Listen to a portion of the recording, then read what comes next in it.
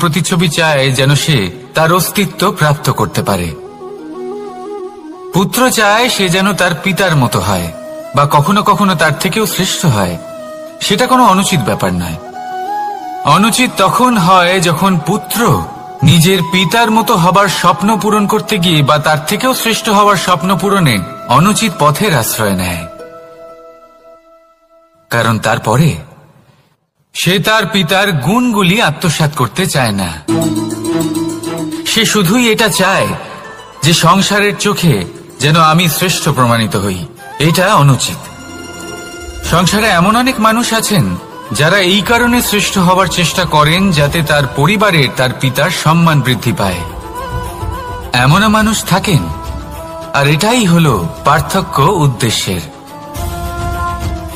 মনে রাখবেন, যদি আপনার উদ্দেশ্য শুভ হয় তাহলে পথও শুভ হবে, যদি আপনার উদ্দেশ্য অশুভ হয় তাহলে পথও অশুভ হবে। তাহলে নিজের পিতার মতো হবার চেষ্টা অবশ্যই করুন, তার থেকেও শ্রেষ্ঠ হওয়ার চেষ্টা অবশ্যই করুন, কিন্তু মনে রাখবেন আপনার সংকল্প আর আপনার উদ্দেশ্য এই দুই শুভ হওয়া উচিত। তাহলে আসুন আর আমার সাথে ভালোবেসে বলুন, রাধা রাধা।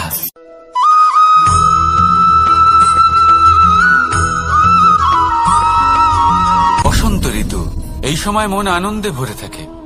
এমন মনে হয় যেন আমরা আকাশে বিচরণ করতে চলে যাই, কিন্তু সেটা তো সম্ভব নয়। সেই জন্য হয়তো আমরা ঘুড়ি ওড়াই, এই ঘুড়িকে নিজেদের প্রতিরূপ মনে করে। এবার অনেক মানুষ আছেন যারা ঘুড়ি ওড়ান, কিন্তু এই কর্মের সারমর্ম কি সেটা কজন বুঝতে পারেন? আপনি এটা মনে করুন যে আপনি হলেন সেই ঘুড়ি, আর এই সুতো যিনি ধরে রয়েছেন তিনি হলেন পরমাত্মা। আর এই সুতো যেখান থেকে শুরু হয় সেই লাটাই হলো আমাদের কর্মচক্র। এবার আপনি নিজেই অনুমান করুন যে এই উড়ান কার ওপর নির্ভরশীল? পরমাত্মার ওপর আর আপনার কর্মের ওপর। যদি পরমাত্মা আপনার হাত ধরে থাকেন, আপনার সাথে থাকেন, যদি আপনি শুভ কর্ম করতে থাকেন, আপনি এই আকাশে উড়তে থাকবেন। কিন্তু কোথাও যদি পরমাত্মার সাথে এই বন্ধন ছিন্ন হয়, আপনার কর্মচক্র খারাপ হয়ে যায় বা থেমে যায়, তাহলে আপনার এই ঘুড়ি কেটে যাবে আর দূরে কোনো গাছের ডালে গিয়ে আটকে যাবে। তাই শুধুমাত্র ঘুড়ি ওড়াবেন না, তার থেকে শিখুন, পরমাত্মার সাহচর্যে থাকুন, সবসময় শুভ কর্ম করতে থাকুন আর সবসময় এই আকাশে উড়তে থাকুন। আসুন আর আমার সাথে ভালোবেসে বলুন, রাধা।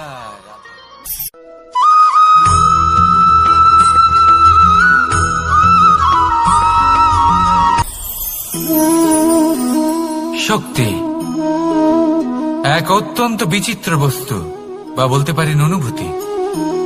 পিতা সবসময় চান যেন তিনি তার শক্তি পুত্রকে। আসুন আপনাকে সহজে বোঝাই।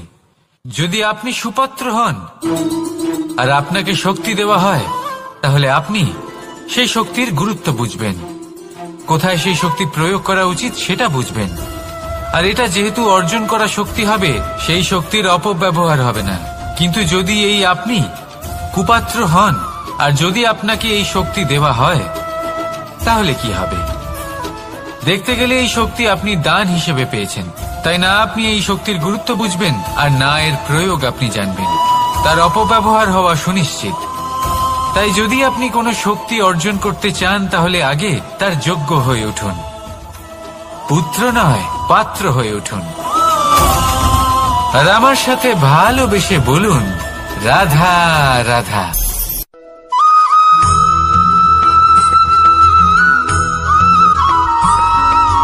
প্রত্যেক মানুষ নিজের জীবনে হীরক তথা হীরে এবং দর্পণ এই দুই দেখেছেন। এই দুই হলো সাদা এবং এরা দুজনেই আলোর প্রতিফলন ঘটায় এবং এরা দুজনেই উজ্জ্বল হয়ে ওঠে। আপনি হয়তো মনে মনে ভাবছেন যে এটা কি ধরনের তুলনা করছি। একটা হীরে তো রত্ন, তার মূল্য দর্পণের থেকে অনেক গুণ বেশি। কিন্তু হীরে থাকাতে দর্পণের মূল্য কিন্তু কোনো অংশে কমে যায় না, তাই না? মানুষ যখন হিরে নিজের হাতে নেয় তখন সবার আগে কি খোঁজে? দর্পণ, যাতে তার মধ্যে দিয়ে দেখে সে বুঝতে পারে যে সেই হিরে আদৌ তার শোভাবর্ধন করছে কিনা, তাকে ভালো দেখাচ্ছে কিনা, প্রসাধনের জন্য সেটা ব্যবহার করা ঠিক হবে কিনা। অর্থাৎ হীরের উপস্থিতিতে দর্পণের গুরুত্ব কম হলো না, দর্পণের কারণে হীরের মূল্য বোঝা গেল। আমাদের জীবনেও ঠিক এরকমই ঘটে। আপনারা যদি সংসারে নিজের আশেপাশে দেখেন, এমন অনেক মানুষ দেখতে পাবেন যারা নিজেদের ক্ষেত্রে মহান স্থানে পৌঁছেছেন, নিপুণ, তাহলে নিজেকে ছোট মনে করবেন না। আসুন আর আমার সাথে ভালোবেসে বলুন, রাধা রাধা।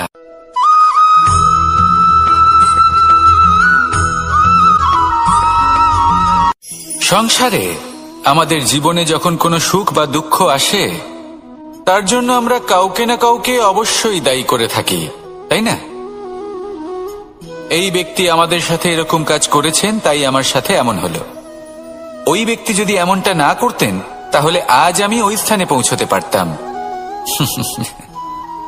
সবই আপনার দৃষ্টিভঙ্গির ওপর নির্ভরশীল, আর যদি আপনার দৃষ্টিভঙ্গি এমন হয়, তাহলে তা অনুচিত। সত্যি কথা বলতে, এই সংসারে ভিন্ন ভিন্ন ধরনের মানুষ আছে। এটা আপনার উপর নির্ভর করছে কিভাবে তাদের স্বাগত জানাবেন। একবার ভাবুন, আমি আমার দুটো হাত সামনে নিয়ে এলাম, দুটো মুঠো খুলে দিলাম। দুই প্রকারের মানুষ আসবেন, কিছু না কিছু দিয়ে যাবেন। এই মুঠো যদি আমি বন্ধ করে দিই, তাহলে না কেউ আমাকে কিছু দিতে পারবে, না আমার কিছু যাবে আসবে। নিশ্চয়ই বুঝতে পারছেন এই দুই ধরনের ব্যক্তি কারা এবং তারা কি দিয়ে যান।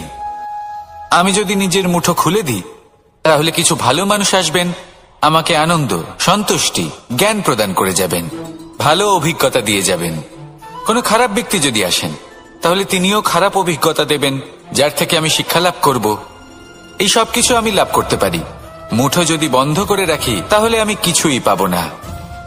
দেখুন, এই সংসারে প্রত্যেকের জীবনে এইরকম, প্রত্যেকের জীবনে সবকিছুই আছে, ভালো খারাপ দুই মানুষই আছে, ভালো অভিজ্ঞতা আছে, খারাপ অভিজ্ঞতা আছে। নির্ভর করছে আপনার উপর যে আপনি কি করবেন, এনাদের স্বাগত কিভাবে জানাবেন, কার থেকে কি বুঝবেন, কি শিখতে পারবেন, আর কোন দৃষ্টিভঙ্গি নিয়ে অগ্রসর হবেন। এটাই নির্ধারণ করবে যে আপনার জীবন কেমন হবে।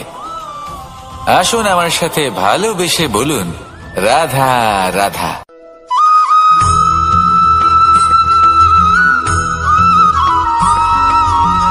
এই দড়িটা দেখুন, ছোট ছোট রেশম দ্বারা তৈরি, এটা সরু সুতো দ্বারা তৈরি হয়েছে এটা, আর এ অত্যন্ত কোমলও বটে। আর আপনি চাইলে এটা সোজাও করে দিতে পারেন, আর চাইলে এটা বেঁকিয়েও দিতে পারেন, আর যদি চান তাহলে এটা গোল গোল করে বেঁধে কোথাও রেখেও দিতে পারেন।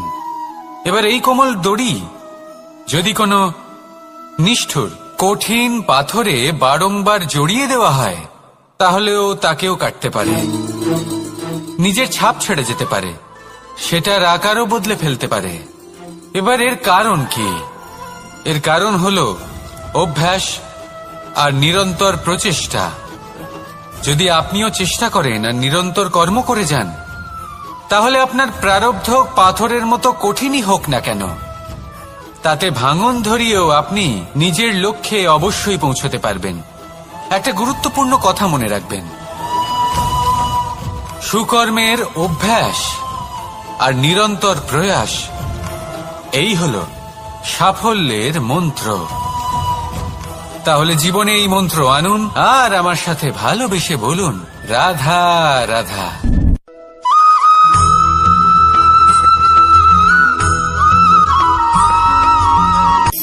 শক্তি, শক্তি অর্জন করা এতটা কঠিন নয় যতটা শক্তি লাভ করার পরে সেই শক্তি সামলানো কঠিন হয়।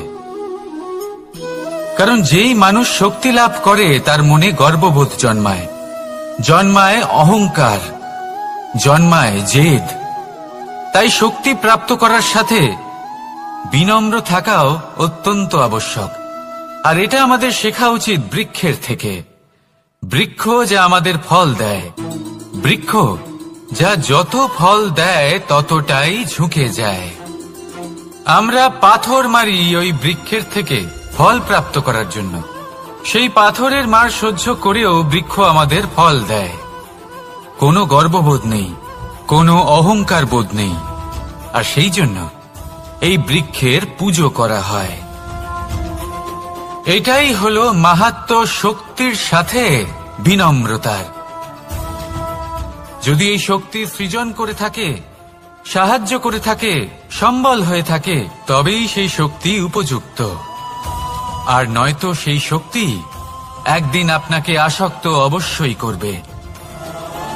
তাহলে শক্তি অবশ্যই অর্জন করুন, কিন্তু তার সাথে সেই শক্তি সামলানোর মতো বিবেকও আপনাকে অবশ্যই জাগ্রত করতে হবে। তাহলে আসুন আমার সাথে ভালোবেসে বলুন, রাধা রাধা।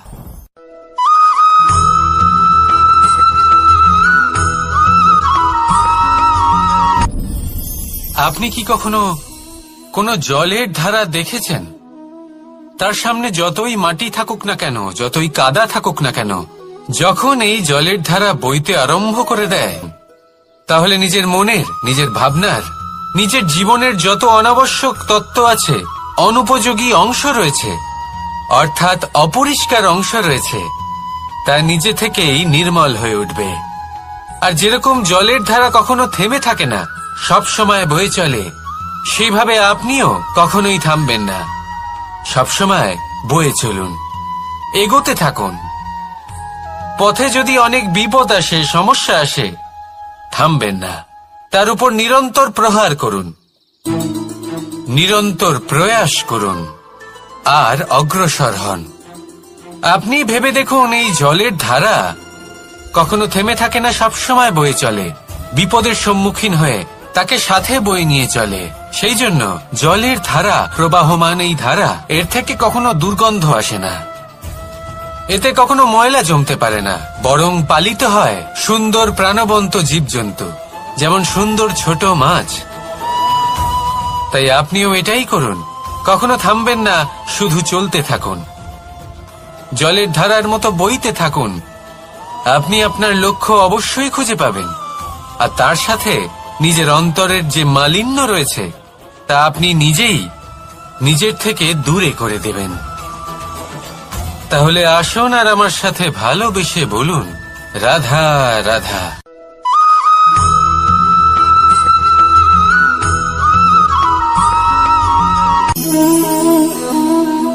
নিয়তি। রাধা আমাকে বলে, কৃষ্ণ, যদি তুমি জানো যে নিয়তিতে কি আছে, তাহলে তাকে বদলে দাও না কেন? মহাদেব আমাকে বলেন যে, শ্রীকৃষ্ণ, যদি আপনি এটা জানেন যে সাম্বের নিয়তি এটাই, তাহলে আপনি তাকে বদলানোর চেষ্টা কেন করেন? কেন? কারণ আমি একজন পিতা, আর পিতার কর্তব্য এটাই, তিনি যেন সম্ভাব্য সব চেষ্টা করেন নিজের সন্তানের মঙ্গলের জন্য। নিয়তি আমি জানি, কিন্তু এটাও আমি জানি যে কর্মের থেকে বড় আর কোনো নিয়তি হতে পারে না। অভিজ্ঞতাও রয়েছে যে কর্মের হাতে নিয়তির এই চক্র বদলে যেতে পারে। তাই জীবনে যদি আপনার কখনো এমন মনে হয় যে এটা তো অসম্ভব, তখনও চেষ্টা করা কখনোই ছাড়বেন না। কে বলতে পারে আপনারই কর্মের কোনো এক বীজ হয়তো নিয়তির চাকায় আটকে গেল, আর নিয়তিকে নিজের পথ পাল্টাতে হলো, ঠিক কিনা? সেই জন্য নিয়তিকে ভাগ্য মেনে নিয়ে চুপ করে বসে থাকবেন না। নিজের নিয়তি স্বয়ং নিজের কর্মের দ্বারা নির্ধারিত করুন, কারণ আপনার এই কর্মের ওপরেই আপনার অধিকার রয়েছে, আর এই অধিকারকে নিয়তি অনেক সময় সম্মানও করে। তাহলে আসুন আর আমার সাথে ভালোবেসে বলুন, রাধা রাধা।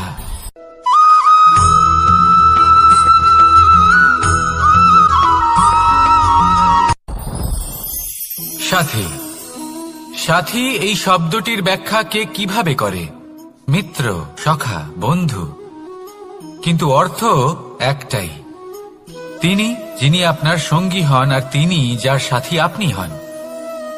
এবার সব থেকে বড় প্রশ্ন হলো এটাই যে তিনি কে হতে পারেন যাকে আপনি আপনার সাথী বলে মেনে নিতে পারেন, নিজের সখা, নিজের মিত্র, নিজের বন্ধু মেনে নিতে পারেন। আপনার সাথী হলেন তিনি যিনি দুঃখের সময় আপনার পাশে থাকবেন, আপনার হাত ধরে থাকবেন। আপনার সাথী হলেন তিনি যার হাত আপনি নিজের সুখের দিনে ধরে থাকবেন। সেই সাথীরই হাত ধরুন যিনি দুঃখে সবসময় আপনাকে সাহায্য করার জন্য তৎপর হয়ে থাকেন, আপনার পাশে থাকেন, আর যাকে সুখের দিনে আপনি আপনার সাথে রাখতে পারেন। আর যখন আপনার সাথে আপনার এই সাথী থাকবে, তখন আপনি এটা বুঝবেন যে যখন জীবনে দুঃখ আসে, তখন এই দুঃখ কমে যায়, সবার মধ্যে ভাগ হয়ে যায়। আর যদি তখন সুখ আসে, তাহলে সেটা সবার উপস্থিতিতে আরো বেড়ে যায়। এটাই হলো প্রেম, এটাই হলো ভালোবাসা, এটাই হলো সঙ্গ। যেমন সম্পর্ক আমার আর রাধার মাঝে। তাহলে আসুন আর আমার সাথে ভালোবেসে বলুন, রাধা রাধা।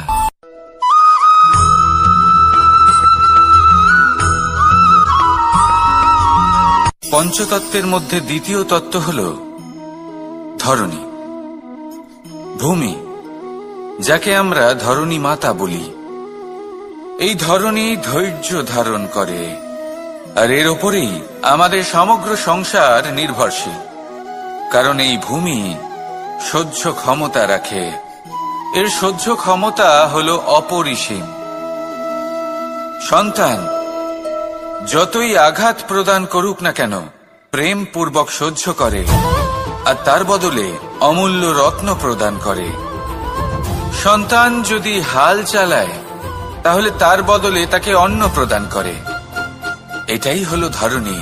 এবার এর থেকে আমরা কি শিক্ষা পেতে পারি? এটাই যে কারোর জন্য কিছু করা বা কাউকে কিছু দেওয়া মনে কোনো কামনা ছাড়াই।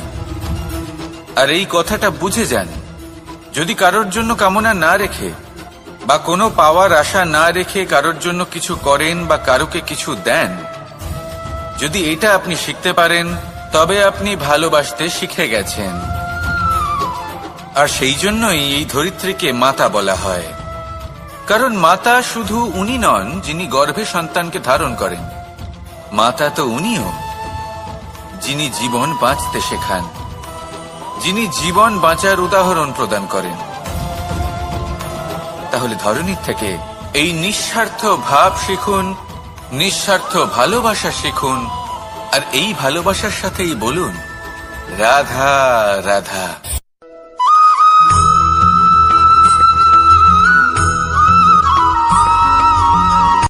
কথায় আছে, অন্ধকারে প্রদীপ প্রজ্বলিত করলে চতুর্দিক আলোকিত হয়। কিন্তু যদি এই প্রদীপ আমি সূর্যের আলোর সম্মুখে সকালবেলায় প্রজ্বলিত করে রেখে দিই, তাহলে কি হবে? আপনি বলবেন যে এটা করে তো কোনো লাভই হলো না। সূর্যের প্রকাশের সামনে এই প্রদীপ আসলে কিছুই নয়। এবার এই চিন্তা ভাবনা প্রত্যেক দিন করতে হবে, আর একটা অমূল্য শিক্ষা পেতে হবে। মনে করুন যে আপনি মহাপুরুষের সামনে বসে আছেন, কোন মহাজ্ঞানীর সামনে। তাহলে সেই ব্যক্তির সামনে নিজের জ্ঞানের প্রদীপ প্রজ্বলিত করবেন না, নীরব থাকুন, আর সেই ব্যক্তির সূর্যের প্রকাশের মতো জ্ঞান প্রাপ্ত করুন। যতটা পারবেন জ্ঞান লাভ করুন। যদি এমন কোন সময়, এমন কোন স্থানে আপনি আছেন যেখানে চতুর্দিক অন্ধকার, কারোর কাছেই জ্ঞান নেই, সেখানে নিজের জ্ঞানের প্রদীপ প্রজ্বলিত করুন। এমন করলে দুদিক থেকেই আপনার লাভ হবে। আপনার জ্ঞান প্রাপ্তিও হবে, আর জ্ঞানের সঠিক প্রয়োগও করতে পারবেন। আর এই মন প্রসন্ন হয়ে বলবে, রাধা রাধা।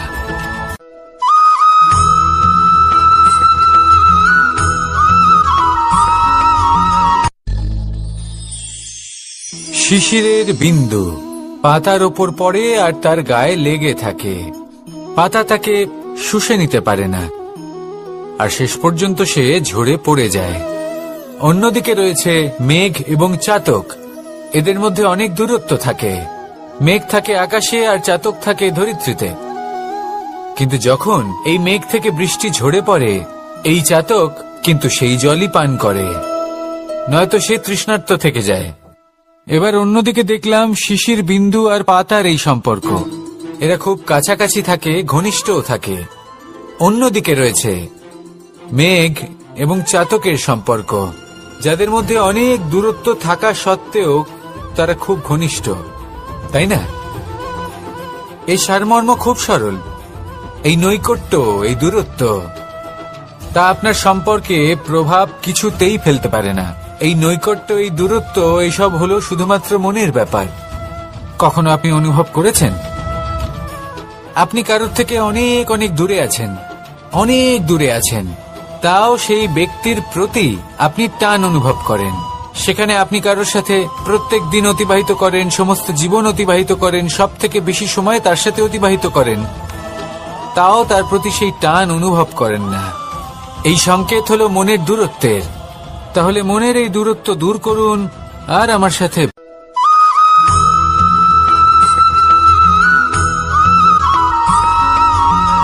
এই সংসারে কোনো বস্তু হোক বা ব্যক্তি হোক, তার একার গুরুত্ব কিন্তু খুব বেশি নয়। একটা উদাহরণ হিসেবে বৃষ্টির ফোঁটাকে ভেবে দেখুন। যদি একটি বৃষ্টির ফোঁটা হয় তাহলে তার খুব বেশি গুরুত্ব থাকে না, কিন্তু যখন সহস্র বৃষ্টির ফোঁটা মেঘের মধ্যে দিয়ে ঝরে পড়ে তখন সেটা বর্ষার রূপ ধারণ করে। সেই বর্ষা যা এই প্রকৃতিকে শান্ত করে। সেইভাবেই পাথরের ছোট টুকরো, তার খুব বেশি গুরুত্ব থাকে না, কিন্তু যখন অসংখ্য পাথরের টুকরো একত্রিত হয় তখন তা পর্বতের আকার ধারণ করে। সেইভাবেই কিছু মানুষ যখন একত্রিত হন তখন তৈরি হয় পরিবার, কিছু পরিবার যখন একত্রিত হয় তখন তৈরি হয় সমাজ, যখন অনেক সংখ্যক সমাজ একত্রিত হয় তখন তৈরি হয় রাজ্য। এবার এই রাজ্যের সব থেকে গুরুত্বপূর্ণ ব্যক্তি হতে পারেন রাজা, কিন্তু তাও সেই রাজা একা কিছু করতে পারেন না। যুদ্ধ লড়ার সময় তারও নিজের সৈন্যদলকে প্রয়োজন পড়ে। কিন্তু এই সংসারে এমন একজন ব্যক্তি আছেন যিনি একাই সব কাজ করতে থাকেন, এবং সেই ব্যক্তি হলেন মা। আমাদের জীবনে একজন পিতার ভূমিকা কিন্তু নিঃসন্দেহে অমূল্য, কিন্তু আমাদের সকলের জীবনে যে ভূমিকা একজন মায়ের তা অন্য কারোর থাকে না। একজন মা একাই সন্তানকে বড় করতে পারেন, সংস্কারী করে তুলতে পারেন, তার জন্য পরিশ্রম করেন। আর এত কিছু কাজ করার পরেও তার কাজের জন্য তিনি প্রশংসা অবশ্য পান না। উল্টে যদি সেই সন্তান অনুচিত পথে চালিত হয়, অনুচিত কর্ম করে, তখন সেই মাকেই অপবাদের পাত্র হয়ে উঠতে হয়। আমাদের জীবনে মায়ের যোগদান কতটা সেটা বুঝুন। আপনাকে বড় করে তোলার জন্য উনি কতটা পরিশ্রম করেছেন সেটা বুঝুন। আজ থেকে, এখন থেকে, এই মুহূর্ত থেকে মাকে সম্মান করতে শিখুন। যখন সময় পাবেন, যখন সুযোগ হবে, তখন তার প্রশংসা করুন, ওনারও ভালো লাগবে। আর মায়ের এই মমতার জন্য, তার এই ভূমিকার জন্য আসুন সবাই মিলে আমরা তাকে প্রণাম করি,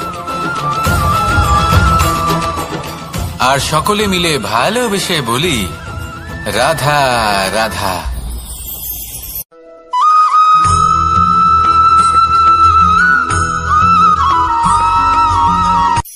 এই সংসারে সাফল্য লাভ করার জন্য জ্ঞানের প্রয়োজন হয়, পরিশ্রমের প্রয়োজন হয়, দৃঢ় নিষ্ঠার প্রয়োজন হয়, নিরন্তর চেষ্টা করা প্রয়োজনীয়।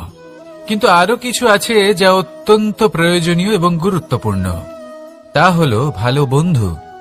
তাদের থাকা অত্যন্ত প্রয়োজনীয়। যদি ভালো বন্ধু থাকে তাহলে সময় এলে তারা ঢাল হয়ে আপনাকে সুরক্ষা করবেন। সময় এলে অস্ত্রের মতো শত্রুকে সংহারও করবেন। যদি তিনি জ্ঞানী হন, তাদের মধ্যে সদ্গুণ থাকে, তাহলে এই সব গুণ আপনার মধ্যেও প্রবেশ করবে। তাহলে সাফল্যের জন্য ভালো বন্ধু পাওয়া অত্যন্ত প্রয়োজনীয়। কিন্তু শুধু বন্ধু কেন, ভালো শত্রুও থাকা প্রয়োজনীয়। এবার আপনি ভাববেন, এ আমি কি বললাম? যদি আপনার জীবনেও ভালো অর্থাৎ শক্তিশালী শত্রু থাকে, তাহলে আপনিও শক্তিশালী হতে থাকবেন। এই শত্রু আপনাকে প্রেরিত করবে আরো বেশি শক্তিশালী হয়ে ওঠার। কখনো কোনো হরিণকে দেখুন, তীব্র গতিতে দৌড়তে থাকে। কেন তীব্র গতিতে দৌড়য়? এই কারণে নয় যে কোথাও তার জন্য মধুর ঘাস অপেক্ষা করে রয়েছে, না। সে এই কারণে তীব্র গতিতে দৌড়য় কারণ সেটা না করলে তার পেছনে একটি সিংহ আছে যে ওকে নিজের ভোজন করে ফেলবে। তাই জীবনে বিপদ, সংকট, এই সবকিছুও হলো অত্যন্ত গুরুত্বপূর্ণ। তার সম্মুখীন হতে শিখুন আর আমার সাথে ভালোবেসে বলুন, রাধা রাধা।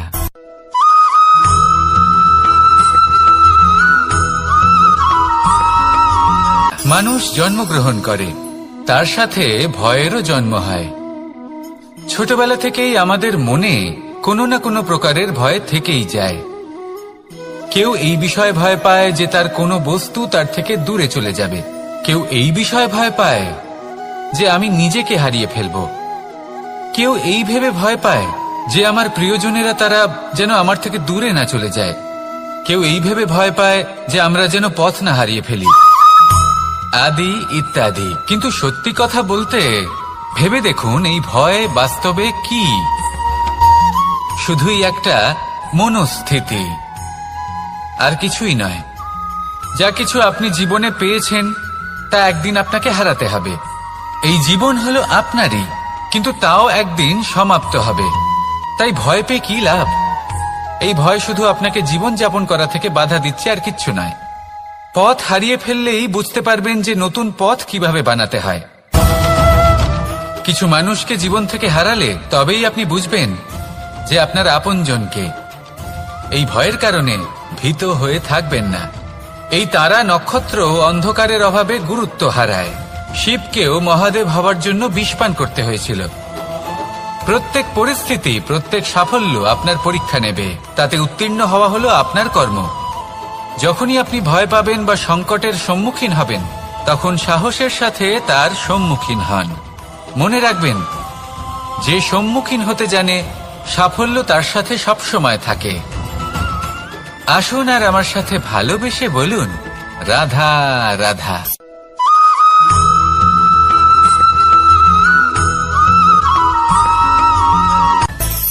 মানুষের মধ্যে একটা বিচিত্র প্রবৃত্তি থাকে, অন্য সকলের বিষয়ে, তাদের জীবনের বিষয়ে, তাদের ব্যক্তিত্বের বিষয়ে, তাদের ভবিষ্যতের বিষয়ে অনুমান করা।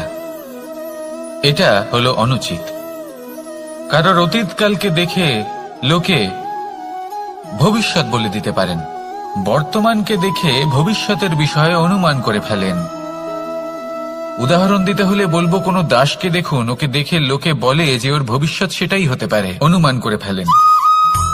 আর এই রাজাকে দেখুন, উনি তো কত সুখী হবেন, উনি তো জগতের সব থেকে অধিক সুখী মানুষ, কত সুখ সুবিধা আছে ওনার কাছে, ধারণা করে ফেলেন।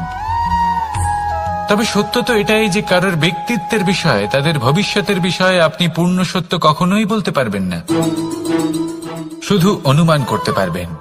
আর এই অনুমান করে সত্যি কোনো লাভ হয় না, কারণ এই কাল সেটা হলো অত্যন্ত শক্তিশালী।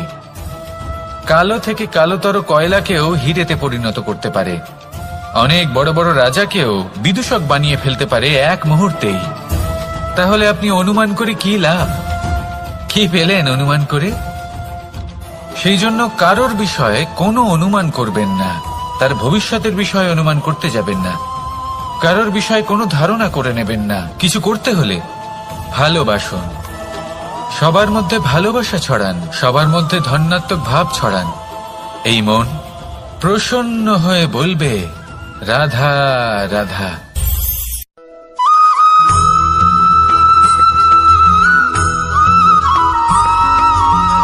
এই সংসারে সব থেকে বেশি কোমল বস্তু হলো রেশম।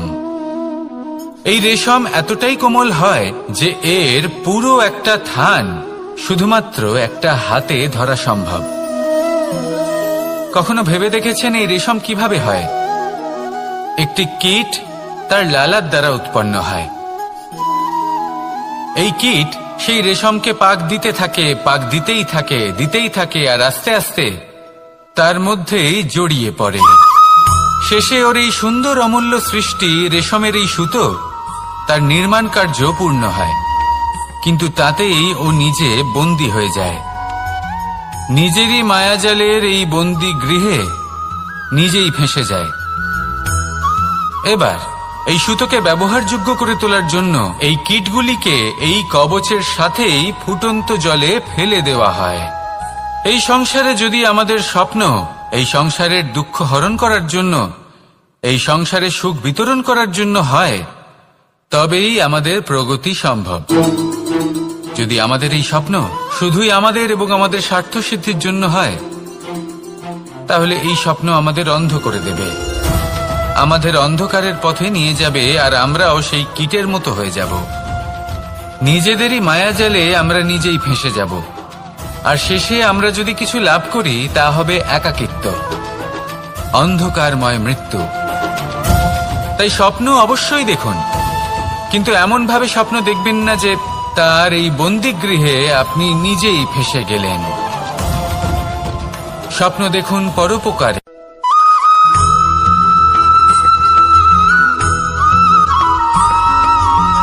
এই সংসারে প্রত্যেক মানুষ এটাই চান যে তিনি যেন ধনবান হন, আর্থিক অবস্থা তার ভালো থাকে, ওনার বাড়িতে লক্ষ্মীর আগমন হয়। কিন্তু সেটা হবে কি করে, সেটাই হলো প্রশ্ন। কেউ বলেন যে যদি পরিশ্রম করো তাহলে ধন অর্জন সম্ভব, কেউ বলেন যে যদি বিদ্যা লাভ হয় তবেই ধন অর্জন সম্ভব, কেউ বলেন যে যদি বলশালী হও তবেই সম্পন্ন থাকবে। ভালো কথা, যদি তাই হয়ে থাকে, তবে দিনমজুর সারা দিন পরিশ্রম করেন, তিনি কেন ধনী হন না? অনেকজন বিদ্বান মানুষ আছেন এই সংসারে, তারা কেন ধনবান হন না? অনেক সংখ্যক বলশালী ব্যক্তি আছেন, তাদের কাছে ধন নেই কেন? তাদের কেন ধনের অভাব হয়? আবার এমনও কিছু মানুষ আছেন যারা পরিশ্রম করেন, তারা দিনমজুর, কিন্তু তারা ধন অর্জন করতে পারেন।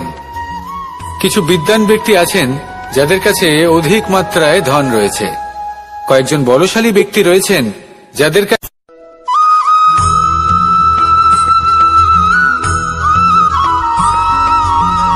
পিতা আর পুত্রের সম্পর্ক অত্যন্ত মধুর হয়ে থাকে।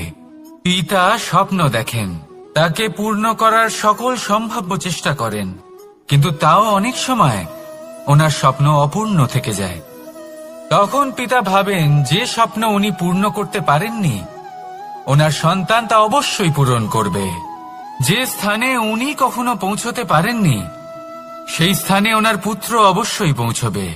পিতা নিজের সন্তানের ভবিষ্যৎ নিয়ে সেই স্বপ্ন দেখেন, আর যখন সেই সন্তান সামনে এগোতে থাকে তখন তার দুঃখ হয় না, বরং গর্ব হয়। ওনার ভালো লাগে এটা দেখে যে ওনার সন্তান অনেক উন্নতি করছে। কিন্তু যখন সন্তান নিজের অভিভাবকের শক্তি দেখে, তার যশ দেখে হিংসা করতে থাকে, সমস্যা সেইখানেই শুরু হয়। সেই জন্য সকল সন্তানকে এটা মনে রাখতে হবে, দেখুন, পুত্র হবার সুবাদে, এক সন্তান হবার সুবাদে এটা হলো আপনার অধিকার যে আপনি আপনার পিতার থেকে বেশি উন্নতি করবেন। আপনার পিতাও এটাই চান, কিন্তু সুস্থভাবে এটা করুন।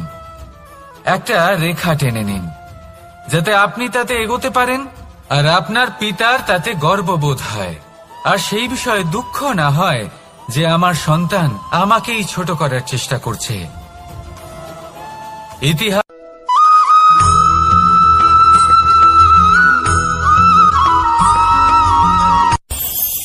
এই সংসারে আমরা প্রকাশ কোথা থেকে পাই? এর উত্তর বড়ই সরল। ভোরে যখন সূর্যোদয় হয় তখন প্রকাশের কিরণ আমাদের ঘরে এসে পৌঁছয়, এইভাবেই আমরা প্রকাশ লাভ করি। এবার এই প্রকাশের আলোতেই আমরা সারাদিনের কাজ সম্পন্ন করি। সন্ধে হয়ে যায়, সূর্যাস্ত হয়ে যায়, আর আমাদের ঘর যাতে অন্ধকার না হয় তার জন্য আমরা একটা প্রদীপ প্রজ্বলিত করি। এটাই ঘটে আমাদের জীবনেও। এবার প্রবাহমান আয়ুর সাথে আমরা আমাদের অন্তরে যদি একটা প্রদীপ প্রজ্বলিত করে নিই, তাহলে বিষয়টাই অন্যরকম হবে। এবার আপনি বলবেন কোন প্রকাশের কথা বলছি যা আমাদের অন্তরে জাগ্রত করা সম্ভব? আমাদের আত্মার মাঝে প্রেমের প্রকাশ জাগ্রত করার কথা বলছি, কারণ আমাদের এই জীবন এও হলো দিনের আলোর মতো। আজ প্রকাশ আছে, কিন্তু কোনোদিন অবশ্যই অস্ত হবে। কিন্তু অস্ত হবার আগে যদি আমরা আমাদের আত্মার মাঝে প্রেমের এই প্রকাশ উজ্জ্বলিত করে নিই, তাহলে আমাদের সন্ধ্যাকালও আমরা আনন্দে এবং প্রেমে যাপন করব। তাহলে আসুন আর আমার সাথে ভালোবেসে বলুন, রাধা রাধা।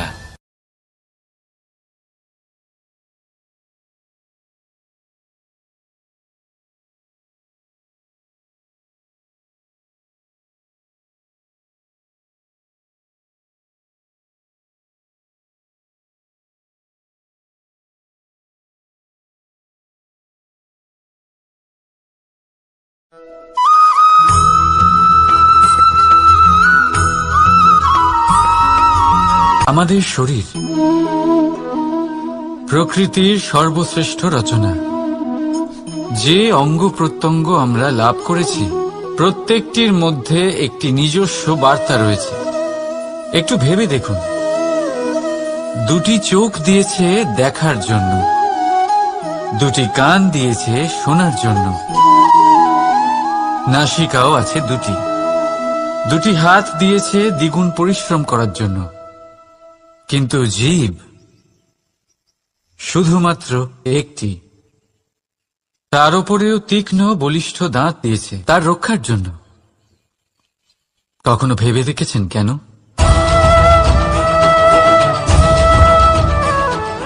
কারণ শব্দ আর শব্দের প্রয়োগ মানুষের সবচেয়ে বড় অস্ত্র, যার প্রয়োগ যত ভেবেচিন্তে করা যায় মানুষ তার জীবনে ততটাই উপরে উঠতে পারে।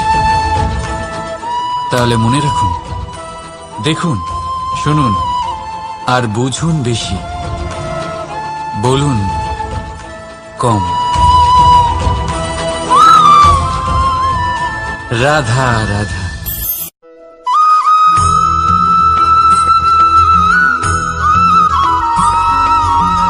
যখন আমরা কোনো বনে প্রবেশ করি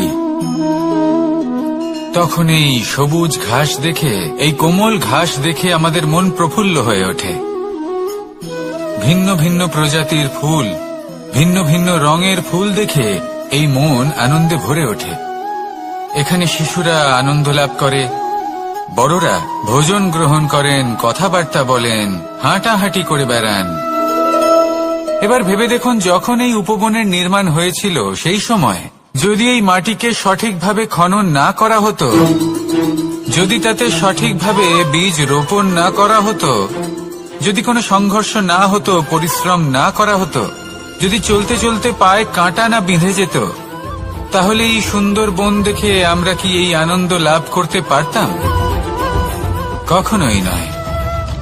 ধরুন কোনো নদীর তটে সুন্দর একটি বন আছে, সেই বনের আনন্দ লাভ করতে গেলে আপনাকে সেই নদী পার করতেই হবে। যদি সুখের নদীর কাছে পৌঁছতে চান তাহলে তটে যে কাঁটা রয়েছে সেগুলোর সাথে সংঘর্ষ করতেই হবে। এই সংসারে যদি আপনি সুখ লাভ করতে চান তাহলে সুখ লাভের এই যাত্রা শুরু করতে হবে সংঘর্ষ দ্বারা। তাহলে সংঘর্ষকে স্বাগত জানান, এর পেছনেই সুখ রয়েছে যা আপনার জন্য অপেক্ষা করছে। এবার হাসুন আর আমার সাথে ভালোবেসে বলুন রাধা।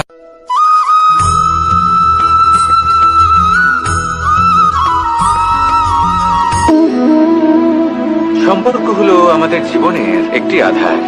কিছু সম্পর্ক এমন যা আমরা জন্মসূত্রে লাভ করি, যেমন পরিবার, মা, বাবা। কিছু সম্পর্ক আছে যা আমরা জীবনে অর্জন করে থাকি, তা সে প্রেমের হোক, স্নেহের হোক বা বন্ধুত্বের। এই সকল সম্পর্ক লাভ করার বা গড়ে তোলার 5টি ধাপ রয়েছে। প্রথম ধাপ, কোনো ব্যক্তির সাথে আলাপ হওয়া, তার সাথে কথা বলা বা তাকে দেখা। দ্বিতীয় ধাপ, সে ব্যক্তিকে আমাদের ভালো লাগা। তৃতীয় ধাপ, আমাদের এটা চাইতে শুরু করা যে জীবনে এই ব্যক্তি যেন আমাদের বন্ধু হন, আমাদের জীবনে থাকেন, বা আমাদের কাউকে ভালোবেসে ফেলা আর এটা আমাদের ভাবা বা চাওয়া যে সেই ব্যক্তি যেন আজীবন আমার সাথে থাকেন, আমার জীবনে আমার সাথী হয়ে। চতুর্থ ধাপ, লাভ করা। এবার এই ধাপটি অনেক মানুষের পক্ষেই খুবই সরল হয়, বড়ই সরলভাবে নিজেদের সঙ্গীকে লাভ করে থাকেন। কিছু মানুষের জন্য এই ধাপ অত্যন্ত কঠিন হয়ে থাকে। অনেক প্রতিকূল পরিস্থিতির উপর জয়লাভ করে তারা সঙ্গীকে লাভ করেন, কিন্তু লাভ অবশ্যই করেন। এরপরে আসে পঞ্চম, অন্তিম এবং সব থেকে গুরুত্বপূর্ণ ধাপ। সেটা হলো সেই সম্পর্ক পালন করা। এটা হলো এমন এক বিষয় যা প্রত্যেক মানুষের শেখা উচিত। যদি ব্যক্তি নিজের জীবনে সম্পর্ক রক্ষা করতে শিখে যান তবে প্রত্যেক সম্পর্ক তার জীবনকে স্বর্গ করে তুলবে। আসুন আর আমার সাথে ভালোবেসে বলুন রাধা রাধা।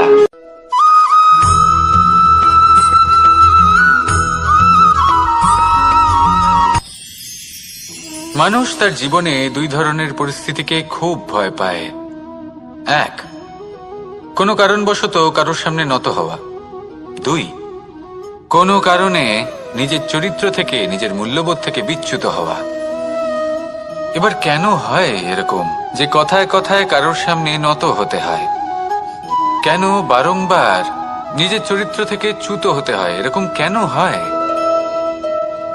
এটা তখনই হয় যখন আমাদের শিক্ষা এবং মূল্যবোধের অভাব থাকে।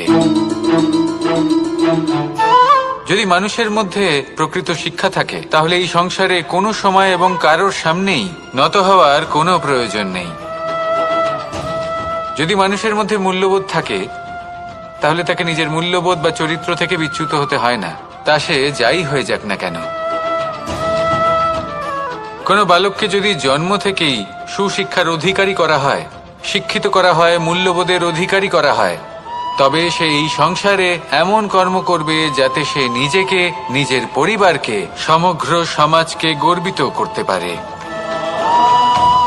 শিক্ষা লাভ করুন, মূল্যবোধ লাভ করুন এবং আমার সাথে ভালোবেসে বলুন, রাধা রাধা।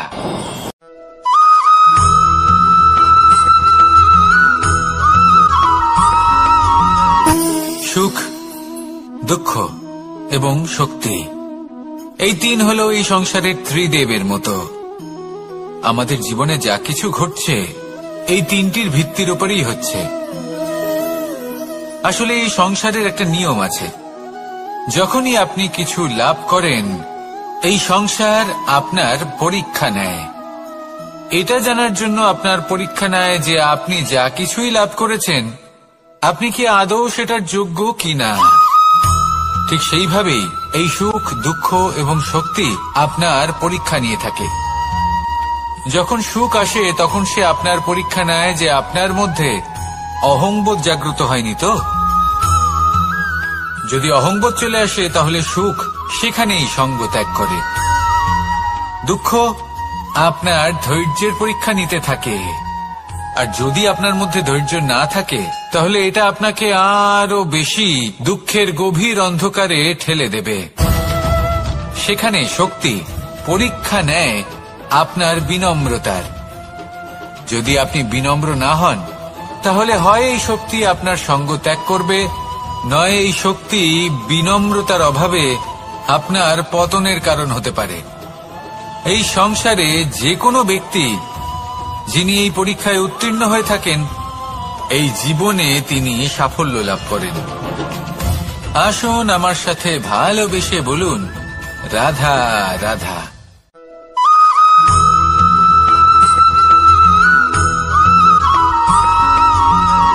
জীবন কিসের উপর নির্ভরশীল? ধনের উপর? বৈভবের অনুভব যদি আপনি করতে চান তাহলে তা পাবেন শুধু একতার দ্বারা, সংগঠনের দ্বারা। যদি আপনাকে উদাহরণ দিই, নিজের এই হাতটাকে দেখুন, 5টা আঙুল রয়েছে। কোনো একটা বস্তুকে নিজের একটা আঙুল দ্বারা তুলে ধরার চেষ্টা করে দেখুন, বড়ই কষ্ট হবে। তখন আপনি বুঝতে পারবেন যখন এই 5টি আঙুল একত্রিত হয় তখন কোনো কাজ কতটা সহজ হতে পারে। এটাই হলো শক্তি, একতার। সব থেকে ভালো উদাহরণ যদি আপনাকে দিই তাহলে বাঁশি। এই বাঁশি থেকে অত্যন্ত মধুর সুর নির্গত হয় যা সবার মন প্রসন্ন করে দেয়। এই কথা সত্যি, কিন্তু এই বাঁশি আমি একটা বা দুটো আঙুল দিয়ে বাজাতে পারবো না। আমাকে প্রত্যেকটা আঙুল ব্যবহার করতেই হবে, তবেই এর থেকে মধুর সুর নির্গত হবে যা সকলকে প্রসন্ন করবে, ঠিক কিনা? ঠিক এইভাবেই যদি আপনি চান যে আপনার জীবনরূপী বাঁশি থেকেও মধুর সুর নির্গত হোক বা সবার মনকে প্রসন্ন করে তুলুক, তাহলে আপনাকেও জীবনে একতা নিয়ে আসতেই হবে। আপনি একাও কর্ম করতে পারেন, পথ চলতেও পারেন, সামনেও এগোতে পারেন, সাফল্যও লাভ করতে পারেন। কিন্তু যখন সকলে একসাথে এগোবেন, সেই পথে চলবেন, সেই কর্মই করবেন, তখন লক্ষ্যে অবশ্যই পৌঁছবেন, সাফল্য অবশ্যই লাভ করবেন। কিন্তু সেই সাফল্য এবং তার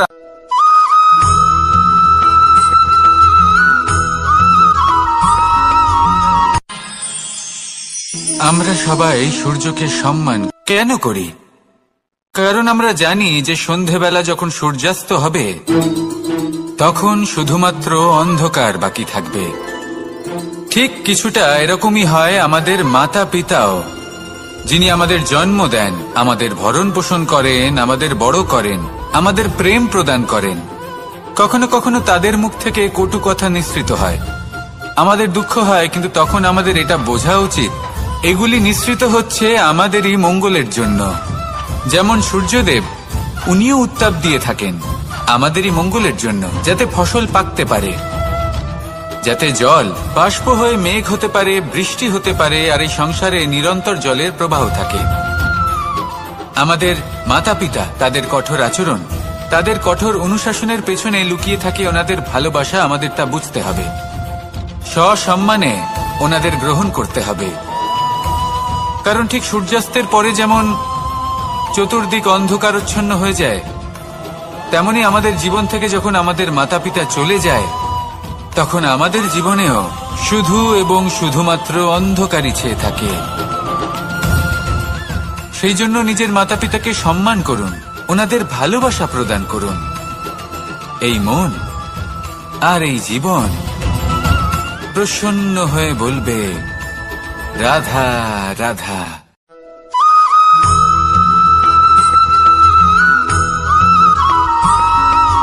বসন্ত ঋতু, এই সময় মন আনন্দে ভরে থাকে। এমন মনে হয় যেন আমরা আকাশে বিচরণ করতে চলে যাই, কিন্তু সেটা তো সম্ভব নয়। সেই জন্য হয়তো আমরা ঘুড়ি ওড়াই, এই ঘুড়িকে নিজেদের প্রতিরূপ মনে করে। এবার অনেক মানুষ আছেন যারা ঘুড়ি ওড়ান, কিন্তু এই কর্মের সারমর্ম কি সেটা কজন বুঝতে পারেন? আপনি এটা মনে করুন যে আপনি হলেন সেই ঘুড়ি, আর এই সুতো যিনি ধরে রয়েছেন তিনি হলেন পরমাত্মা। আর এই সুতো যেখান থেকে শুরু হয়, সেই লাটাই হল আমাদের কর্মচক্র। এবার আপনি নিজেই অনুমান করুন যে এই উড়ান কার ওপর নির্ভরশীল, পরমাত্মার ওপর আর আপনার কর্মের ওপর। যদি পরমাত্মা আপনার হাত ধরে থাকেন, আপনার সাথে থাকেন, যদি আপনি শুভ কর্ম করতে থাকেন, আপনি এই আকাশে উড়তে থাকবেন। কিন্তু কোথাও যদি পরমাত্মার সাথে এই বন্ধন ছিন্ন হয়, আপনার কর্মচক্র খারাপ হয়ে যায় বা থেমে যায়, তাহলে আপনার এই ঘুড়ি কেটে যাবে আর দূরে কোনো গাছের ডালে গিয়ে আটকে যাবে। তাই শুধুমাত্র ঘুড়ি ওড়াবেন না, তার থেকে শিখুন, পরমাত্মার সাহচর্যে থাকুন, সবসময় শুভ কর্ম করতে থাকুন, আর সবসময় এই আকাশে উড়তে থাকুন। আসুন আর আমার সাথে ভালোবেসে বলুন, রাধা।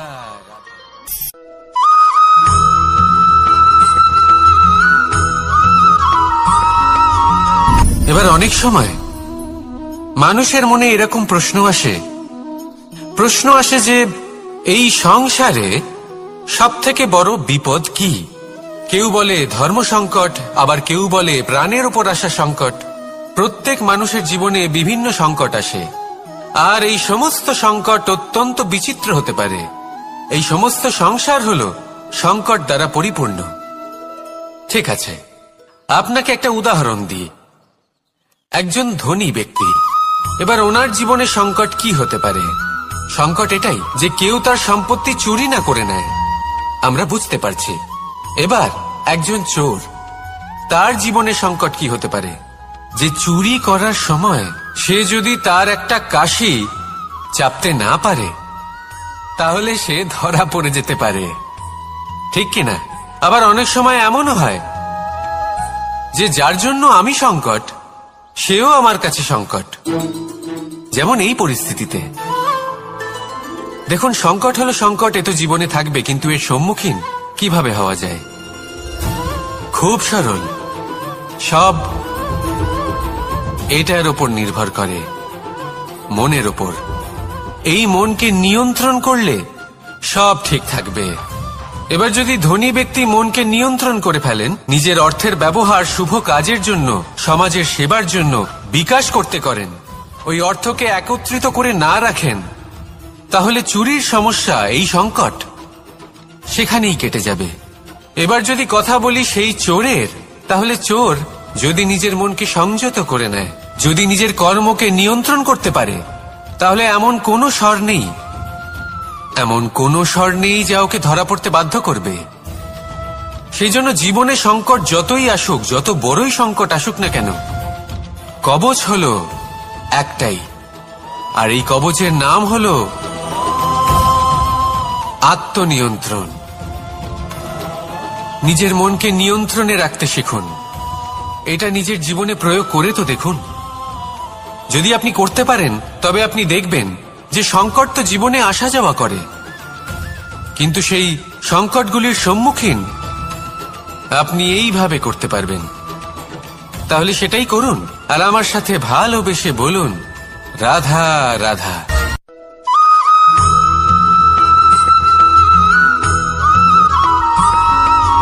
জীবনে যখন কোনো ব্যক্তি নিজের লক্ষ্য প্রাপ্তির জন্য নিরন্তর পরিশ্রম করতে থাকেন, চেষ্টা করতে থাকেন, তখন তিনি কষ্ট অনুভব করেন, কখনো শারীরিক কষ্ট, কখনো মানসিক কষ্ট। এবার উনি এটা ভাবতে থাকেন যে আমি কি উচিত করছি নাকি অনুচিত করছি, কারণ অন্যদিকে এমন একজন ব্যক্তিও আছেন যিনি একদমই পরিশ্রম চেষ্টা করছেন না। তিনি মদিরা পান করেন, বিলাসিতায় জীবন কাটান, অলস প্রকৃতির হয়ে ওঠেন, নিদ্রাতে বিলীন হয়ে থাকেন আর ভাবেন যে তিনি সুখ লাভ করছেন। কিন্তু এরকম কেন হয়? কারণ যখন আমরা সৎ পথে থাকি, উচিত পথে চলি, লক্ষ্য প্রাপ্ত করার জন্য চেষ্টা করতে থাকি, তখন আমাদের ভেতরে থাকা নেতিবাচক শক্তি এবং পাপ এই দেহকে ত্যাগ করে দেয়। আর এই অনুভূতিটাই আমাদের দুঃখের অনুভূতি দেয়, কষ্ট দেয়। এবার সেখানে যদি আমরা কুপথে চলি, অনুচিত পথে চলতে থাকি, তাহলে আমাদের ভেতরে থাকা পুণ্য এবং ধনাত্মক শক্তি আমাদের দেহ ত্যাগ করে দেয়। আর এই অনুভূতির কারণেই আমরা সুখ অনুভব করি। কিন্তু কখনো ভাববেন যে এই সুখ বেশি সময় পর্যন্ত থাকে না। সেই জন্য সবসময় মনে রাখবেন, যদি আপনি জানেন যে এটাই আপনার লক্ষ্য, এটাই উচিত পথ, শুভ পথ, তাতে নিরন্তরভাবে এগিয়ে যেতে চেষ্টা করতে থাকুন। এই কষ্ট আপনাকে সুখের পরাকাষ্ঠায় কখন পৌঁছে দেবে তা আপনি জানতেই পারবেন না। আসুন আমার সাথে ভালোবেসে বলুন, রাধা রাধা।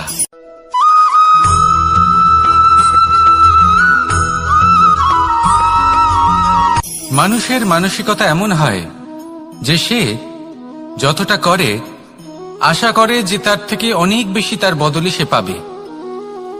দেখুন, সবকিছুই আপনার ভাবনা চিন্তার উপর নির্ভর করছে।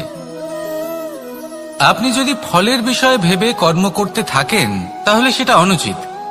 জীবনের আসল আনন্দ হলো নিজের কর্ম করতে থাকা, ফলের চিন্তা করা উচিত নয়।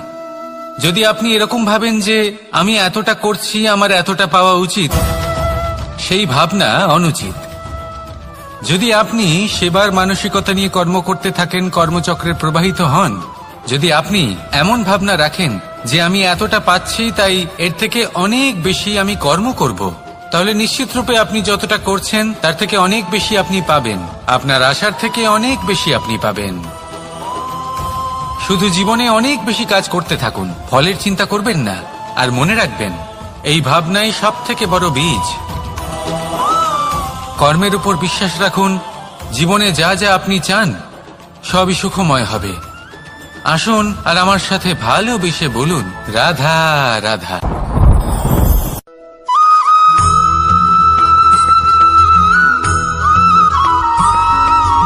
আমাদের শরীর প্রকৃতির সর্বশ্রেষ্ঠ রচনা।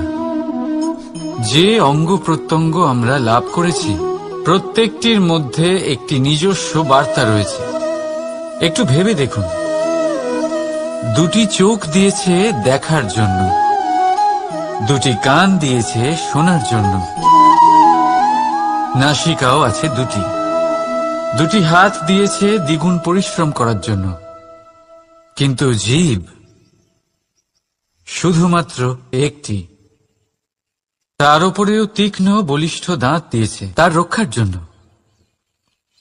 কখনো ভেবে দেখেছেন কেন?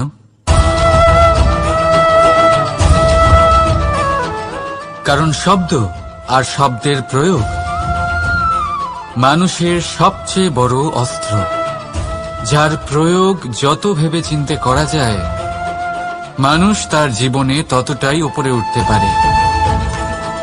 তাহলে মনে রাখুন, দেখুন, শুনুন আর বুঝুন বেশি, বলুন কম। রাধা রাধা।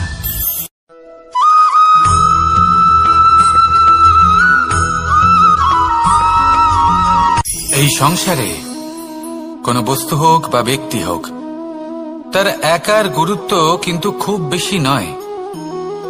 একটা উদাহরণ হিসেবে বৃষ্টির ফোঁটাকে ভেবে দেখুন। যদি একটি বৃষ্টির ফোঁটা হয় তাহলে তার খুব বেশি গুরুত্ব থাকে না, কিন্তু যখন সহস্র বৃষ্টির ফোঁটা মেঘের মধ্যে দিয়ে ঝরে পড়ে তখন সেটা বর্ষার রূপ ধারণ করে। সেই বর্ষা যা এই প্রকৃতিকে শান্ত করে। সেইভাবেই পাথরের ছোট টুকরো, তার খুব বেশি গুরুত্ব থাকে না, কিন্তু যখন অসংখ্য পাথরের টুকরো একত্রিত হয় তখন তা পর্বতের আকার ধারণ করে। সেইভাবেই কিছু মানুষ যখন একত্রিত হন তখন তৈরি হয় পরিবার, কিছু পরিবার যখন একত্রিত হয় তখন তৈরি হয় সমাজ, যখন অনেক সংখ্যক সমাজ একত্রিত হয় তখন তৈরি হয় রাজ্য। এবার এই রাজ্যের সবথেকে গুরুত্বপূর্ণ ব্যক্তি হতে পারেন রাজা, কিন্তু তাও সেই রাজা একা কিছু করতে পারেন না। যুদ্ধ লড়ার সময় তারও নিজের সৈন্যদলকে প্রয়োজন পড়ে। কিন্তু এই সংসারে এমন একজন ব্যক্তি আছেন যিনি একাই সব কাজ করতে থাকেন, এবং সেই ব্যক্তি হলেন মা। আমাদের জীবনে একজন পিতার ভূমিকা কিন্তু নিঃসন্দেহে অমূল্য, কিন্তু আমাদের সকলের জীবনে যে ভূমিকা একজন মায়ের তা অন্য কারোর থাকে না। একজন মা একাই সন্তানকে বড় করতে পারেন, সংস্কারী করে তুলতে পারেন, তার জন্য পরিশ্রম করেন। আর এত কিছু কাজ করার পরেও তার কাজের জন্য তিনি প্রশংসা অবশ্য পান না। উল্টে যদি সেই সন্তান অনুচিত পথে চালিত হয়, অনুচিত কর্ম করে, তখন সেই মাকেই অপবাদের পাত্র হয়ে উঠতে হয়। আমাদের জীবনে মায়ের যোগদান কতটা সেটা বুঝুন। আপনাকে বড় করে তোলার জন্য উনি কতটা পরিশ্রম করেছেন সেটা বুঝুন। আজ থেকে, এখন থেকে, এই মুহূর্ত থেকে মাকে সম্মান করতে শিখুন। যখন সময় পাবেন, যখন সুযোগ হবে, তখন তার প্রশংসা করুন, ওনারও ভালো লাগবে। আর মায়ের এই মমতার জন্য, তার এই ভূমিকার জন্য আসুন সবাই মিলে আমরা তাকে প্রণাম করি, আর সকলে মিলে ভালোবেসে বলি রাধা রাধা।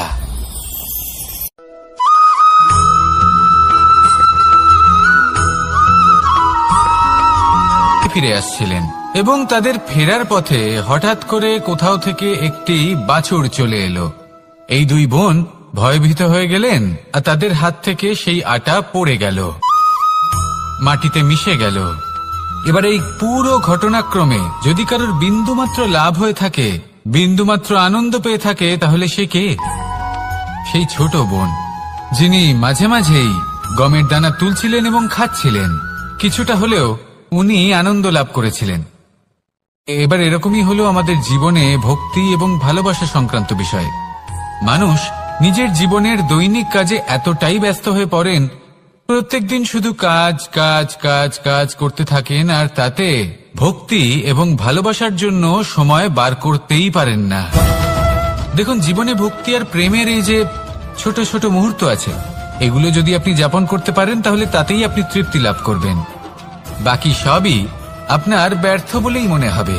জীবনে যখনই আপনি কোনো কাজ করবেন, ঈশ্বরের প্রতি সমর্পিত হয়ে সেই কাজ করুন। আর যখনই সময় পাবেন, তাহলে সেই সময় নিজের আপনজনদের দিন। যাদের আপনি ভালোবাসেন তাদের প্রতি যত্নবান হন, তাদের শুভাকাঙ্ক্ষী হন। এই প্রেম আর ভক্তির ছোট ছোট মুহূর্তগুলো আপনার জীবনকে চরিতার্থ করে তুলবে। আসুন আমার সাথে ভালোবেসে বলুন রাধা রাধা।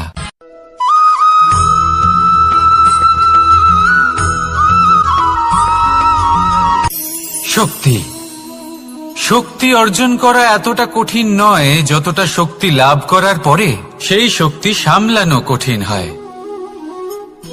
কারণ যেই মানুষ শক্তি লাভ করে তার মনে গর্ববোধ জন্মায়, জন্মায় অহংকার, জন্মায় জেদ। তাই শক্তি প্রাপ্ত করার সাথে বিনম্র থাকাও অত্যন্ত আবশ্যক। আর এটা আমাদের শেখা উচিত বৃক্ষের থেকে। বৃক্ষ যা আমাদের ফল দেয়, বৃক্ষ যা যত ফল দেয় ততটাই ঝুঁকে যায়। আমরা পাথর মারি ওই বৃক্ষের থেকে ফল প্রাপ্ত করার জন্য। সেই পাথরের মার সহ্য করেও বৃক্ষ আমাদের ফল দেয়। কোনো গর্ববোধ নেই, কোনো অহংকার বোধ নেই। আর সেই জন্য এই বৃক্ষের পুজো করা হয়। এটাই হলো মাহাত্ম্য শক্তির সাথে বিনম্রতার। যদি এই শক্তি সৃজন করে থাকে, সাহায্য করে থাকে, সম্বল হয়ে থাকে, তবেই সেই শক্তি উপযুক্ত। আর নয়তো সেই শক্তি একদিন আপনাকে আসক্ত অবশ্যই করবে। তাহলে শক্তি অবশ্যই অর্জন করুন, কিন্তু তার সাথে সেই শক্তি সামলানোর মতো বিবেকও আপনাকে অবশ্যই জাগ্রত করতে হবে। তাহলে আসুন আমার সাথে ভালোবেসে বলুন রাধা রাধা।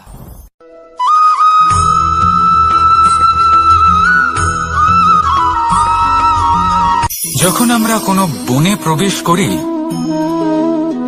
তখন এই সবুজ ঘাস দেখে, এই কোমল ঘাস দেখে আমাদের মন প্রফুল্ল হয়ে ওঠে। ভিন্ন ভিন্ন প্রজাতির ফুল, ভিন্ন ভিন্ন রঙের ফুল দেখে এই মন আনন্দে ভরে ওঠে। এখানে শিশুরা আনন্দ লাভ করে, বড়রা ভোজন গ্রহণ করেন, কথাবার্তা বলেন, হাঁটাহাঁটি করে বেড়ান। এবার ভেবে দেখুন, যখন এই উপবনের নির্মাণ হয়েছিল সেই সময় যদি এই মাটিকে সঠিকভাবে খনন না করা হতো, যদি তাতে সঠিকভাবে বীজ রোপণ না করা হতো, যদি কোনো সংঘর্ষ না হতো, পরিশ্রম না করা হতো, যদি চলতে চলতে পায়ে কাঁটা না বিঁধে যেত, তাহলে এই সুন্দর বন দেখে আমরা কি এই আনন্দ লাভ করতে পারতাম? কখনোই নয়। ধরুন কোনো নদীর তটে সুন্দর একটি বন আছে, সেই বনের আনন্দ লাভ করতে গেলে আপনাকে সেই নদী পার করতেই হবে। যদি সুখের নদীর কাছে পৌঁছতে চান তাহলে তটে যে কাঁটা রয়েছে সেগুলোর সাথে সংঘর্ষ করতেই হবে। এই সংসারে যদি আপনি সুখ লাভ করতে চান তাহলে সুখ লাভের এই যাত্রা শুরু করতে হবে সংঘর্ষ দ্বারা। তাহলে সংঘর্ষকে স্বাগত জানান, এর পেছনেই সুখ রয়েছে যা আপনার জন্য অপেক্ষা করছে। এবার হাসুন আর আমার সাথে ভালোবেসে বলুন রাধা।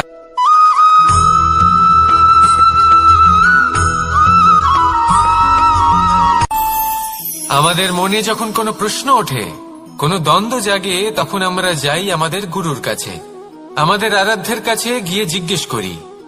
এইভাবেই একদিন আমি পৌঁছলাম আমার আরাধ্যের কাছে, আমার মহাদেবের কাছে, আর ওনাকে প্রশ্ন করলাম যে মহাদেব, জীবনে আনন্দ পাওয়ার, উৎসব পালনের, প্রেম ভাগ করে নেবার, জীবনকে উপভোগ করে নেওয়ার সর্বশ্রেষ্ঠ সময় কোনটা? মহাদেব হাসলেন আর উনি বললেন, জীবনে উৎসব পালনের সবথেকে শ্রেষ্ঠ দিন হল মৃত্যুর ঠিক আগের দিনটা। প্রেম ভাগ করে নেওয়ার সবথেকে শ্রেষ্ঠ মুহূর্ত হল মৃত্যুর ঠিক আগের মুহূর্ত।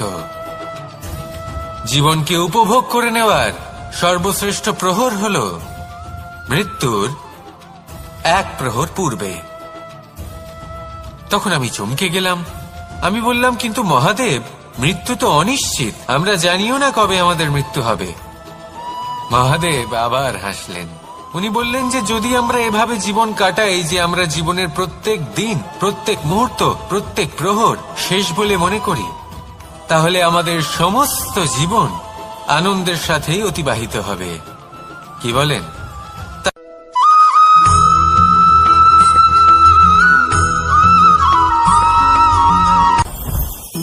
জীবনে কিছু শেখা অত্যন্ত গুরুত্বপূর্ণ। এবার কি কি শিখতে হবে সেই সব শেখানোর জন্য অনেক শিক্ষক রয়েছেন, কিন্তু কি শিখবেন না আর কি করবেন না এটা আমাদের নিজের অভিজ্ঞতা দিয়ে শিখতে হয়, কিন্তু তার মানে এটা নয় যে যদি আপনাকে শিখতে হয় যে আগুনের তাপ কতটা, আপনাকে আগুনের মধ্যে হাত দিতে হবে। না, অন্য কারোর অভিজ্ঞতা দ্বারাও শিখতে পারেন। প্রশ্ন শুধুমাত্র একটাই যে আপনি কি শিখতে চান নাকি চান না। যদি আপনি এটাই ভাবেন যে আমি শুধুই নিজের অভিজ্ঞতা দ্বারাই শিখতে চাই, তাহলে জীবনকাল ছোট মনে হবে, অনেক কিছুই শিখতে পারবেন না। তাই নিজের সাথে সাথে বড়দের অভিজ্ঞতার দ্বারাও শেখা শুরু করে দিন। এই সংসারের অভিজ্ঞতা দ্বারা শিখতে শুরু করে দিন। আর এটা নিশ্চিত রূপে শেখা আবশ্যক যে কখন কি করবেন না, কোথায় থামতে হবে আর কোথায় থামবেন না। তাহলে আসুন আর আমার সাথে ভালোবেসে বলুন, রাধা রাধা।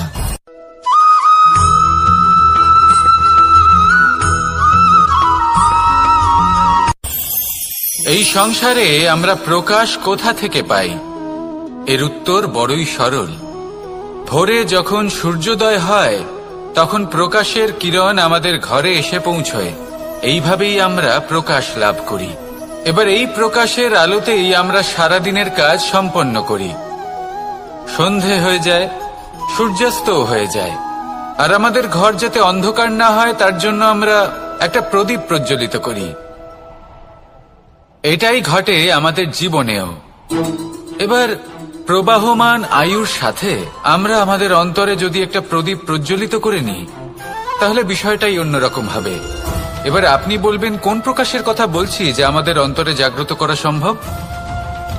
আমাদের আত্মার মাঝে প্রেমের প্রকাশ জাগ্রত করার কথা বলছি। কারণ আমাদের এই জীবন এও হলো দিনের আলোর মতো। আজ প্রকাশ আছে, কিন্তু কোনোদিন অবশ্যই অস্ত হবে। কিন্তু অস্ত হবার আগে যদি আমরা আমাদের আত্মার মাঝে প্রেমের এই প্রকাশ উজ্জ্বলিত করে নিই, তাহলে আমাদের সন্ধ্যাকালও আমরা আনন্দে এবং প্রেমে যাপন করব। তাহলে আসুন আর আমার সাথে ভালোবেসে বলুন, রাধা রাধা।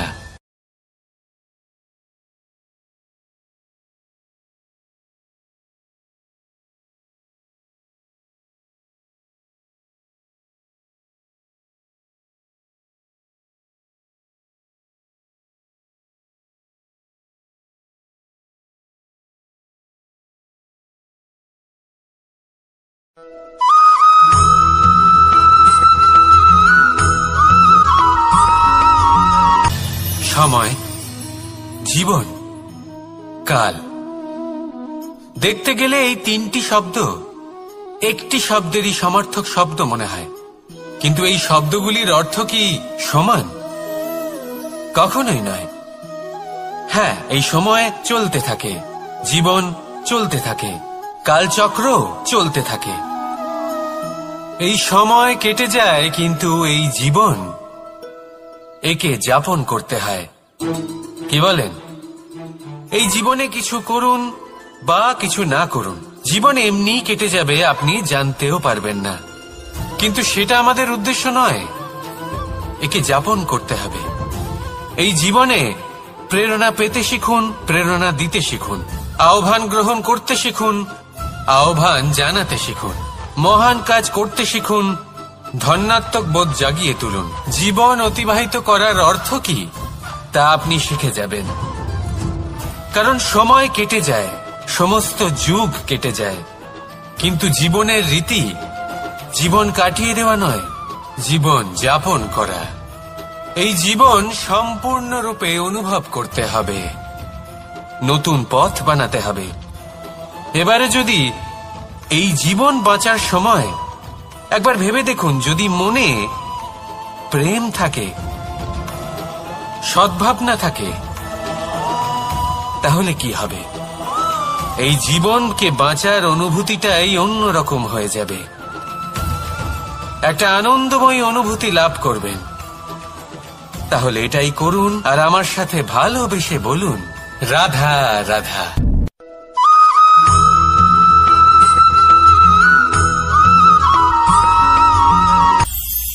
এটা হলো ধান গাছ। এর থেকে যে চাল উৎপন্ন হয় তা মানুষ গ্রহণ করেন। আর এটা কি? এ হলো জংলি ঘাস। একবার ভেবে দেখুন, যদি এই জংলি ঘাস ধান গাছের আশেপাশে থাকে তাহলে কি হবে? ধান উৎপন্ন হতে পারবে? তা উৎকৃষ্ট হতে পারবে? আমরা কি তা গ্রহণ করতে পারবো? কখনোই নয়। এই জংলি ঘাস ধানকে নষ্ট করে দেবে, কিন্তু নিজে জীবিত থাকবে। এটাই হলো আজকের শিক্ষা। এই সংসারে যদি আপনি নীতির পথে চলতে চান, উচিত কর্ম করতে চান, সংসারকে সেবা করতে চান, তাহলে জংলি ঘাসের মতো ব্যক্তিদের থেকে সবসময় দূরে থাকতে হবে। সেই ব্যক্তি যারা দুর্নীতি এবং মিথ্যা দ্বারা পরিপূর্ণ, যাদের ব্যবহার অশুভ, যাদের অনেক অশুভ গুণ রয়েছে, তারা সঠিক নয়। সেই সকল ব্যক্তি যাদের চরিত্র অত্যন্ত দুষ্ট হয়, তারা হয় শুভ চরিত্রের ব্যক্তিকে একদম নষ্ট করে দেয়, নয় নিজের মতো বানিয়ে তোলে। তাই যদি আপনি নীতির পথে চলতে চান, এই সংসারের জন্য শুভ কর্ম করতে চান, তাহলে সেই সঙ্গ লাভ করুন যে সঙ্গ জ্ঞানে পরিপূর্ণ, যাদের মধ্যে অনেক গুণ আছে, যাদের থেকে প্রতিদিন কিছু শিখতে পারবেন। এমন ব্যক্তির সাথে জীবন অতিবাহিত করুন। দুরাচারীদের থেকে দূরে থাকুন। তবেই এই মন প্রসন্ন হয়ে বলবে, রাধা রাধা।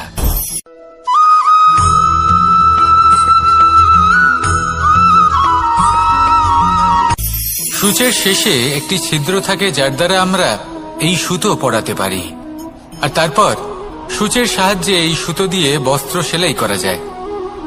কিন্তু যদি সুতোটা সোজা করে ধরা না হয়, তাহলে সূচে কখনো এই সুতো পরানোই সম্ভব নয়। যদি এতে কোনো গিঁট পড়ে, তখন তা কখনোই এই ছিদ্র দ্বারা প্রবেশ করা সম্ভব নয়। ঠিক এইভাবেই যদি আপনি কারোর জীবনে প্রবেশ করতে চান, কারোর অন্তরে প্রবেশ করতে চান, তাহলে আপনাকেও সহজ থাকতে হবে।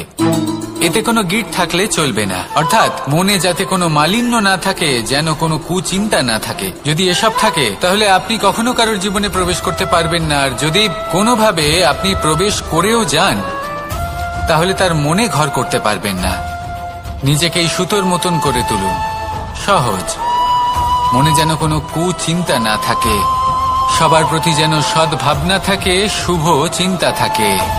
এমনটা করতে থাকুন। এমন একটা দিন আসবে যেদিন এই সমস্ত সংসারের ব্যক্তির মনে আপনি বাস করবেন, আর তখন এই মন প্রসন্ন হয়ে বলবে, রাধা রাধা।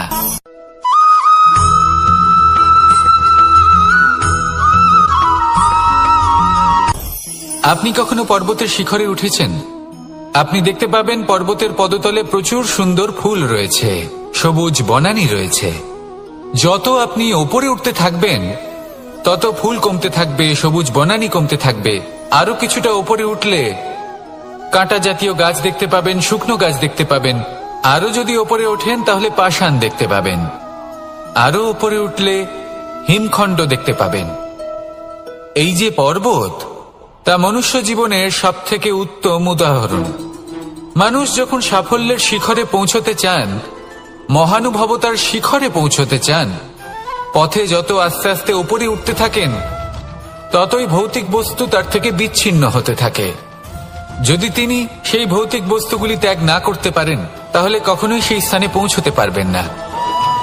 আর মানুষ যদি উচিত ত্যাগ করতে পারেন, পথে অগ্রসর হতে থাকেন, এগোতে থাকেন, তাহলে একদিন না একদিন তিনি মহানুভবতার, জ্ঞানের, সাফল্যের হিমের স্বাদ অবশ্যই লাভ করবেন। মনে রাখবেন, মানব জীবনে ত্যাগ হলো অত্যন্ত গুরুত্বপূর্ণ অংশ। আসুন আমার সাথে ভালোবেসে বলুন, রাধা রাধা।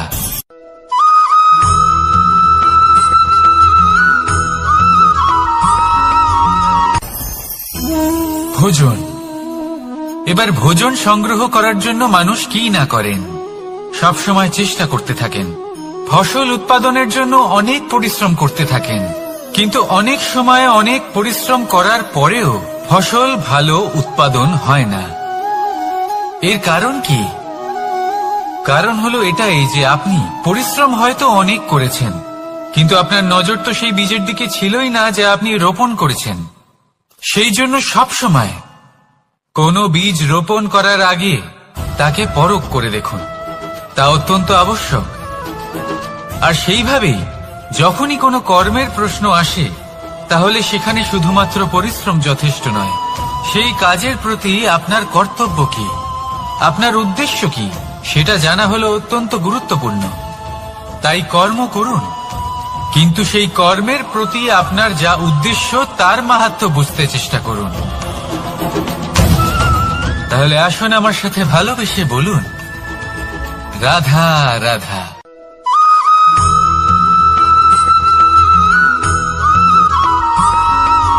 বসন্ত ঋতু, এই সময় মন আনন্দে ভরে থাকে।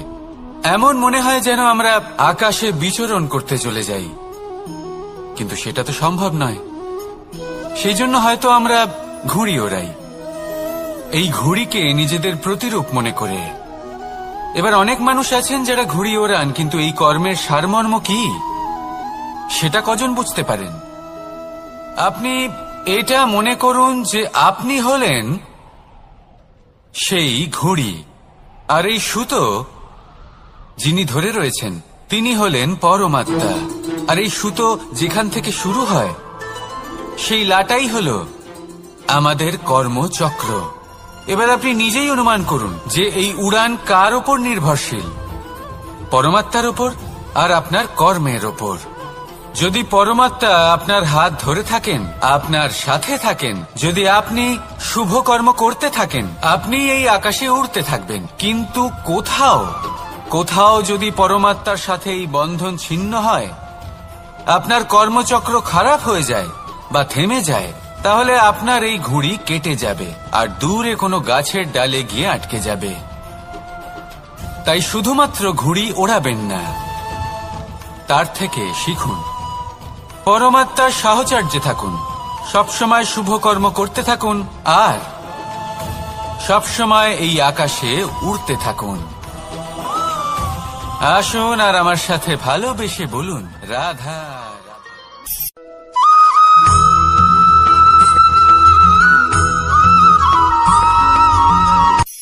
এই সংসারে সাফল্য লাভ করার জন্য জ্ঞানের প্রয়োজন হয়, পরিশ্রমের প্রয়োজন হয়, দৃঢ় নিষ্ঠার প্রয়োজন হয়, নিরন্তর চেষ্টা করা প্রয়োজনীয়। কিন্তু আরো কিছু আছে যা অত্যন্ত প্রয়োজনীয় এবং গুরুত্বপূর্ণ। তা হলো ভালো বন্ধু। তাদের থাকা অত্যন্ত প্রয়োজনীয়। যদি ভালো বন্ধু থাকে তাহলে সময় এলে তারা ঢাল হয়ে আপনাকে সুরক্ষা করবেন। সময় এলে অস্ত্রের মতো শত্রুকে সংহারও করবেন। যদি তিনি জ্ঞানী হন, তাদের মধ্যে সদ্গুণ থাকে, তাহলে এই সব গুণ আপনার মধ্যেও প্রবেশ করবে। তাহলে সাফল্যের জন্য ভালো বন্ধু পাওয়া অত্যন্ত প্রয়োজনীয়। কিন্তু শুধু বন্ধু কেন, ভালো শত্রুও থাকা প্রয়োজনীয়। এবার আপনি ভাববেন, আমি কি বললাম? যদি আপনার জীবনেও ভালো অর্থাৎ শক্তিশালী শত্রু থাকে, তাহলে আপনিও শক্তিশালী হতে থাকবেন। এই শত্রু আপনাকে প্রেরিত করবে আরো বেশি শক্তিশালী হয়ে ওঠার। কখনো কোনো হরিণকে দেখুন, তীব্র গতিতে দৌড়তে থাকে। কেন তীব্র গতিতে দৌড়য়? এই কারণে নয় যে কোথাও তার জন্য মধুর ঘাস অপেক্ষা করে রয়েছে, না। সে এই কারণে তীব্র গতিতে দৌড়য় কারণ সেটা না করলে তার পেছনে একটি সিংহ আছে যে ওকে নিজের ভোজন করে ফেলবে। তাই জীবনে বিপদ, সংকট, এই সবকিছুও হলো অত্যন্ত গুরুত্বপূর্ণ।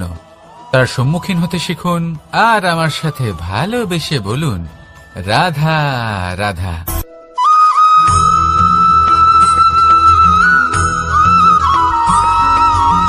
ভালো, শুধু ওনাদের কঠোর ব্যবহার দেখলে আমরা একটু ভয় পেয়ে যাই। এবার ওনাদের এই কঠোর ব্যবহার আমাদের ভালো না লাগলেও অত্যন্ত আবশ্যক, কারণ মাতার থেকে আমরা যে শক্তি লাভ করি তা যেন নিয়ন্ত্রণ হারিয়ে বিধ্বংসী না হয়ে ওঠে। আমরা যেন কোনো কুপথে না চলে যাই, আমরা কখনো যেন দোষ না করে ফেলি।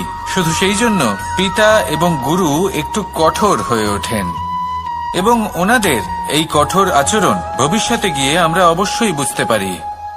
জীবনে কিছু বছর আমরা এগিয়ে যাই আর তারপর আমরা বুঝতে পারি যে বাবা এবং গুরু আমাদের যথেষ্ট ভালোবাসতেন, কিন্তু ওনাদের ভালোবাসার বহিঃপ্রকাশ আলাদা। প্রয়োজনীয় হলো এটা দেখার, এটা বোঝার যে শুরু থেকে আমাদের প্রতি ওনাদের আচরণ কেমন ছিল। ওনাদের কঠোর হওয়ার পেছনে ওনাদের ভালোবাসাটা বোঝার চেষ্টা করুন, ওনাদের চিন্তাটা বোঝার চেষ্টা করুন, ওনাদের পথপ্রদর্শনের আড়ালে আপনার ভবিষ্যতের জন্য যে পরিকল্পনা ওনারা করেছেন সেটা বোঝার চেষ্টা করুন। তখন আপনারা বুঝতে পারবেন ওনাদের ভালোবাসাকে। আপনার মনের মধ্যে আপনা থেকেই ওনাদের প্রতি সম্মান জেগে উঠবে। নিজের পিতা এবং নিজের গুরু এই দুজনের প্রতি কৃতজ্ঞতা প্রকাশ করুন আর আমার সাথে ভালোবেসে বলুন, রাধা রাধা।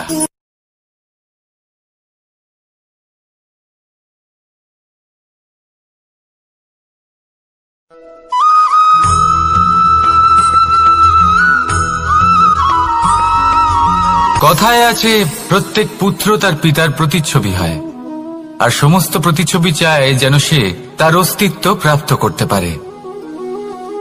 পুত্র চায় সে যেন তার পিতার মতো হয়, বা কখনো কখনো তার থেকেও শ্রেষ্ঠ হয়। সেটা কোনো অনুচিত ব্যাপার নয়। অনুচিত তখন হয় যখন পুত্র নিজের পিতার মতো হবার স্বপ্ন পূরণ করতে গিয়ে বা তার থেকেও শ্রেষ্ঠ হওয়ার স্বপ্ন পূরণে অনুচিত পথের আশ্রয় নেয়। কারণ তারপরে সে তার পিতার গুণগুলি আত্মসাৎ করতে চায় না। সে শুধুই এটা চায় যে সংসারের চোখে যেন আমি শ্রেষ্ঠ প্রমাণিত হই। এটা অনুচিত। সংসারে এমন অনেক মানুষ আছেন যারা এই কারণে শ্রেষ্ঠ হবার চেষ্টা করেন যাতে তার পরিবারের তার পিতার সম্মান বৃদ্ধি পায়। এমনও মানুষ থাকেন, আর এটাই হলো পার্থক্য উদ্দেশ্যের। মনে রাখবেন, যদি আপনার উদ্দেশ্য শুভ হয় তাহলে পথও শুভ হবে, যদি আপনার উদ্দেশ্য অশুভ হয় তাহলে পথও অশুভ হবে। তাহলে নিজের পিতার মতো হবার চেষ্টা অবশ্যই করুন, তার থেকেও শ্রেষ্ঠ হওয়ার চেষ্টা অবশ্যই করুন, কিন্তু মনে রাখবেন আপনার সংকল্প আর আপনার উদ্দেশ্য এই দুই শুভ হওয়া উচিত। তাহলে আসুন আর আমার সাথে ভালোবেসে বলুন, রাধা রাধা।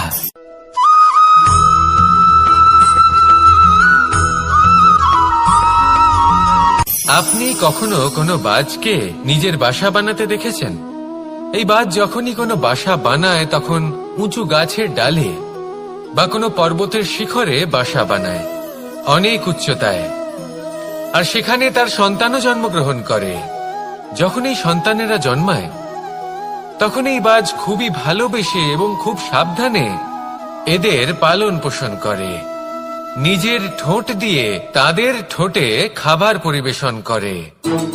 কিন্তু যেই সেই সন্তানেরা হৃষ্টপুষ্ট হয়ে যায় এবং সেই কথা বাজ নিজে বুঝতে পেরে যায়, সেই বাজ নিজেই সেই বাসা ছিন্ন ভিন্ন করে দেয়। সেই সন্তান যাদের সবেমাত্র ডানা গজিয়েছে, কিভাবে উঠতে হয় তারা জানে না, সেই সন্তানগুলিকে উচ্চতা থেকে ঠেলে দেয়। সেই সন্তান প্রথমে ভয়ভীত হয়ে যায়। তারা সামনে মৃত্যুকে দেখতে পেয়ে ভয়ের কারণে তাদের ডানা ঝাপটাতে থাকে, আর সেই প্রক্রিয়াতেই সেই সন্তানগুলি উড়তে শুরু করে দেয়। এবার এই ঘটনায় আমরা কি শিক্ষা পেতে পারি? এটাই, যদি আপনি মাতা পিতা হন তাহলে নিজের সন্তানকে অবশ্যই স্নেহ করুন, কিন্তু তাদেরকে নিজের আঁচলের তলায় বেঁধে রাখবেন না। যদি আপনি চান আপনার সন্তান জীবনে উন্নতি করুক, তাহলে নিজের মুঠো থেকে তাদের স্বতন্ত্র করে দিন।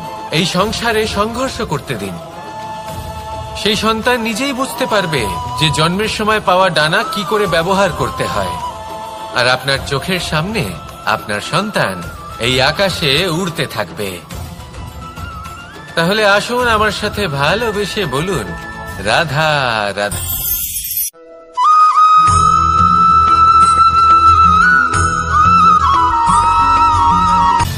সময়, জীবন, কাল। দেখতে গেলে এই তিনটি শব্দ একটি শব্দেরই সমার্থক শব্দ মনে হয়, কিন্তু এই শব্দগুলির অর্থ কি সমান? কখনোই নয়। হ্যাঁ, এই সময় চলতে থাকে, জীবন চলতে থাকে, কালচক্র চলতে থাকে। এই সময় কেটে যায়, কিন্তু এই জীবন একে যাপন করতে হয়। কি বলেন? এই জীবনে কিছু করুন বা কিছু না করুন, জীবন এমনি কেটে যাবে, আপনি জানতেও পারবেন না। কিন্তু সেটা আমাদের উদ্দেশ্য নয়, একে যাপন করতে হবে।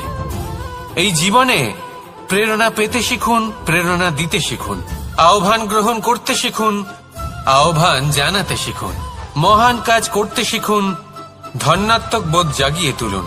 জীবন অতিবাহিত করার অর্থ কি তা আপনি শিখে যাবেন, কারণ সময় কেটে যায়, সমস্ত যুগ কেটে যায়, কিন্তু জীবনের রীতি জীবন কাটিয়ে দেওয়া নয়, জীবন যাপন করা।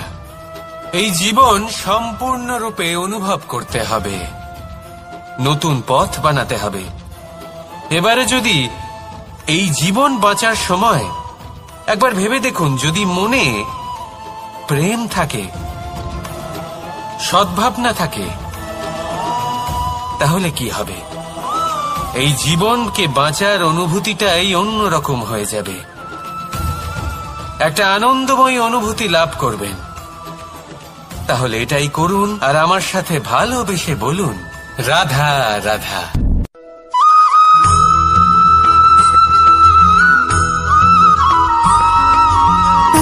সুখ, দুঃখ এবং শক্তি, এই তিন হলো এই সংসারের ত্রিদেবের মতো। আমাদের জীবনে যা কিছু ঘটছে এই তিনটির ভিত্তির উপরেই হচ্ছে।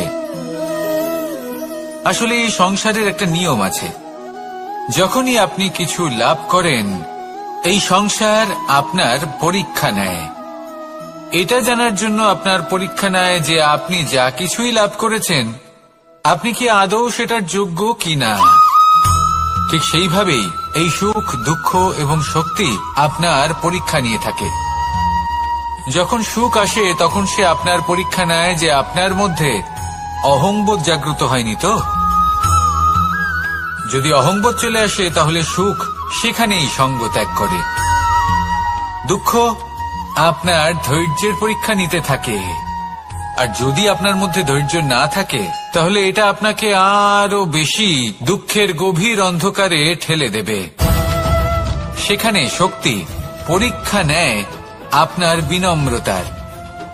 যদি আপনি বিনম্র না হন তাহলে হয় এই শক্তি আপনার সঙ্গ ত্যাগ করবে, নয় এই শক্তি বিনম্রতার অভাবে আপনার পতনের কারণ হতে পারে। এই সংসারে যে কোনো ব্যক্তি যিনি এই পরীক্ষায় উত্তীর্ণ হয়ে থাকেন এই জীবনে তিনি সাফল্য লাভ করেন। আসুন আমার সাথে ভালোবেসে বলুন, রাধা রাধা।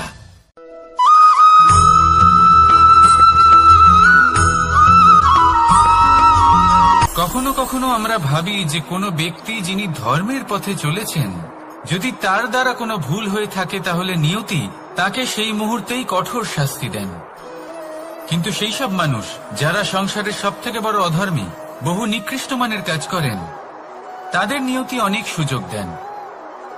তাদের নিয়তি এরকম কঠোর প্রহার করেন না। এই ভাবনা কখনো না কখনো মনে আসেই। ভেবে দেখুন কেন? আসলে জীবনকে বেশিরভাগ মানুষ একভাবেই দেখে থাকেন, বিভিন্ন স্তরে একে দেখা উচিত।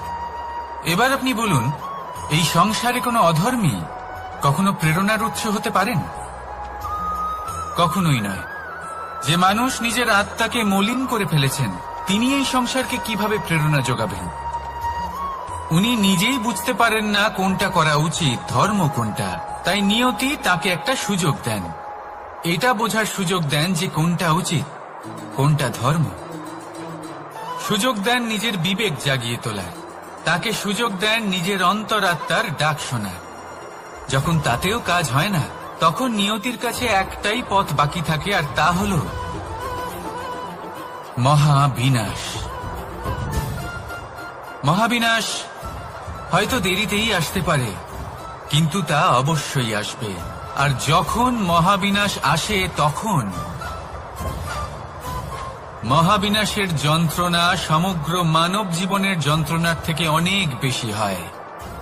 এই কথাটা সবসময় মনে রাখবেন। আর অন্যদিকে যে মানুষ ধর্মের পথে চলছেন তার দ্বারা যদি কোনো ভুল হয়ে থাকে তখন নিয়তি তার পরীক্ষা নেন।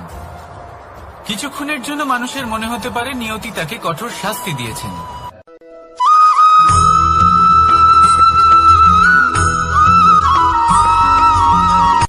সূচের শেষে একটি ছিদ্র থাকে যার দ্বারা আমরা এই সুতো পড়াতে পারি, আর তারপর সূচের সাহায্যে এই সুতো দিয়ে বস্ত্র সেলাই করা যায়, কিন্তু যদি সুতোটা সোজা করে ধরা না হয় তাহলে সূচে কখনো এই সুতো পরানোই সম্ভব নয়। যদি এতে কোনো গিঁট পড়ে তখন তা কখনোই এই ছিদ্র দ্বারা প্রবেশ করা সম্ভব নয়। ঠিক এইভাবেই যদি আপনি কারোর জীবনে প্রবেশ করতে চান, কারোর অন্তরে প্রবেশ করতে চান, তাহলে আপনাকেও সহজ থাকতে হবে। এতে কোনো গিঁট থাকলে চলবে না, অর্থাৎ মনে যাতে কোনো মালিন্য না থাকে, যেন কোনো কুচিন্তা না থাকে। যদি এসব থাকে তাহলে আপনি কখনো কারোর জীবনে প্রবেশ করতে পারবেন না। আর যদি কোনোভাবে আপনি প্রবেশ করেও যান তাহলে তার মনে ঘর করতে পারবেন না। নিজেকে এই সুতোর মতন করে তুলুন, সহজ।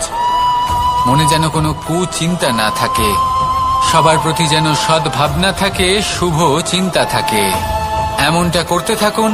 এমন একটা দিন আসবে যেদিন এই সমস্ত সংসারের ব্যক্তির মনে আপনি বাস করবেন, আর তখন এই মন প্রসন্ন হয়ে বলবে, রাধা রাধা।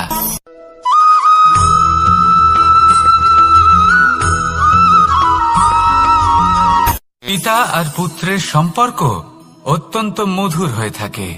পিতা স্বপ্ন দেখেন, তাকে পূর্ণ করার সকল সম্ভাব্য চেষ্টা করেন, কিন্তু তাও অনেক সময় ওনার স্বপ্ন অপূর্ণ থেকে যায়। তখন পিতা ভাবেন যে স্বপ্ন উনি পূর্ণ করতে পারেননি, ওনার সন্তান তা অবশ্যই পূরণ করবে। যে স্থানে উনি কখনো পৌঁছতে পারেননি, সেই স্থানে ওনার পুত্র অবশ্যই পৌঁছবে। পিতা নিজের সন্তানের ভবিষ্যৎ নিয়ে সেই স্বপ্ন দেখেন, আর যখন সেই সন্তান সামনে এগোতে থাকে তখন তার দুঃখ হয় না, বরং গর্ব হয়। ওনার ভালো লাগে এটা দেখে যে ওনার সন্তান অনেক উন্নতি করছে। কিন্তু যখন সন্তান নিজের অভিভাবকের শক্তি দেখে, তার যশ দেখে হিংসা করতে থাকে, সমস্যা সেইখানেই শুরু হয়। সেই জন্য সকল সন্তানকে এটা মনে রাখতে হবে, দেখুন, পুত্র হবার সুবাদে, এক সন্তান হবার সুবাদে এটা হলো আপনার অধিকার যে আপনি আপনার পিতার থেকে বেশি উন্নতি করবেন। আপনার পিতাও এটাই চান, কিন্তু সুস্থভাবে এটা করুন। একটা রেখা টেনে নিন যাতে আপনি তাতে এগোতে পারেন আর আপনার পিতার তাতে গর্ববোধ হয়, আর সেই বিষয়ে দুঃখ না হয় যে আমার সন্তান আমাকেই ছোট করার চেষ্টা করছে। ইতিহাস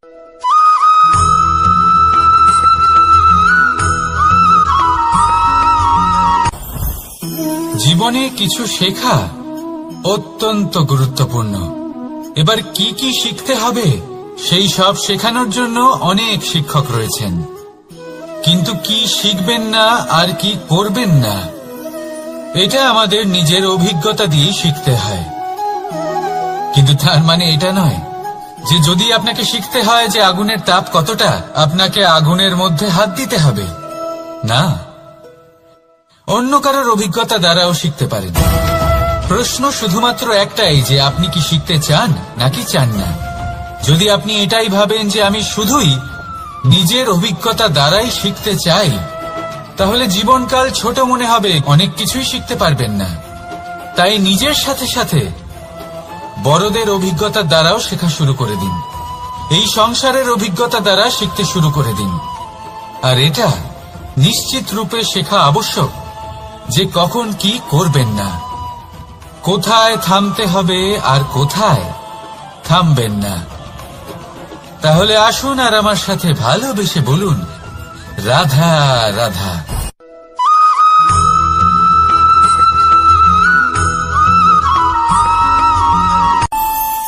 আমাদের মনে যখন কোনো প্রশ্ন ওঠে, কোনো দ্বন্দ্ব জাগে, তখন আমরা যাই আমাদের গুরুর কাছে, আমাদের আরাধ্যের কাছে গিয়ে জিজ্ঞেস করি। এইভাবেই একদিন আমি পৌঁছলাম আমার আরাধ্যের কাছে, আমার মহাদেবের কাছে, আর ওনাকে প্রশ্ন করলাম যে মহাদেব, জীবনে আনন্দ পাওয়ার, উৎসব পালনের, প্রেম ভাগ করে নেবার, জীবনকে উপভোগ করে নেওয়ার সর্বশ্রেষ্ঠ সময় কোনটা? মহাদেব হাসলেন আর উনি বললেন, জীবনে উৎসব পালনের সবথেকে শ্রেষ্ঠ দিন হল মৃত্যুর ঠিক আগের দিনটা। প্রেম ভাগ করে নেওয়ার সবথেকে শ্রেষ্ঠ মুহূর্ত হল মৃত্যুর ঠিক আগের মুহূর্ত। জীবনকে উপভোগ করে নেওয়ার সর্বশ্রেষ্ঠ প্রহর হল মৃত্যুর এক প্রহর পূর্বে। তখন আমি চমকে গেলাম। আমি বললাম, কিন্তু মহাদেব, মৃত্যু তো অনিশ্চিত, আমরা জানিও না কবে আমাদের মৃত্যু হবে। মহাদেব আবার হাসলেন।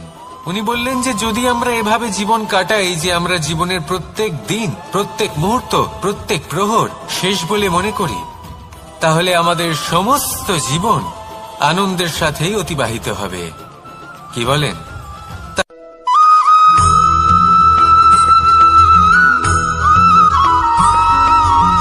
পঞ্চতত্ত্বের মধ্যে দ্বিতীয় তত্ত্ব হল ধরণী, ভূমি, যাকে আমরা ধরণী মাতা বলি।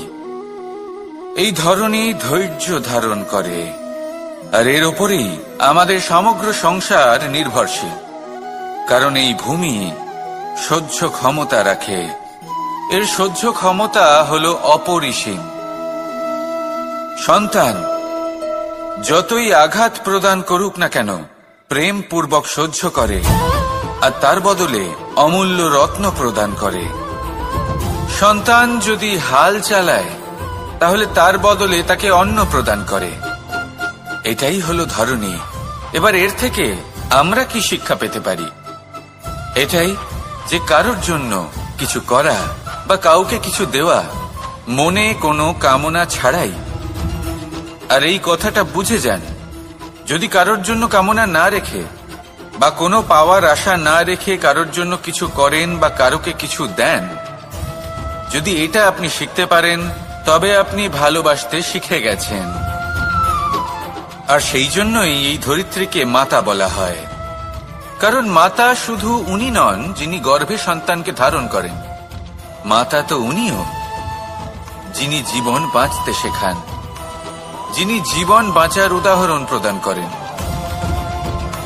তাহলে ধরণীর থেকে এই নিঃস্বার্থ ভাব শিখুন, নিঃস্বার্থ ভালোবাসা শিখুন, আর এই ভালোবাসার সাথেই বলুন রাধা রাধা।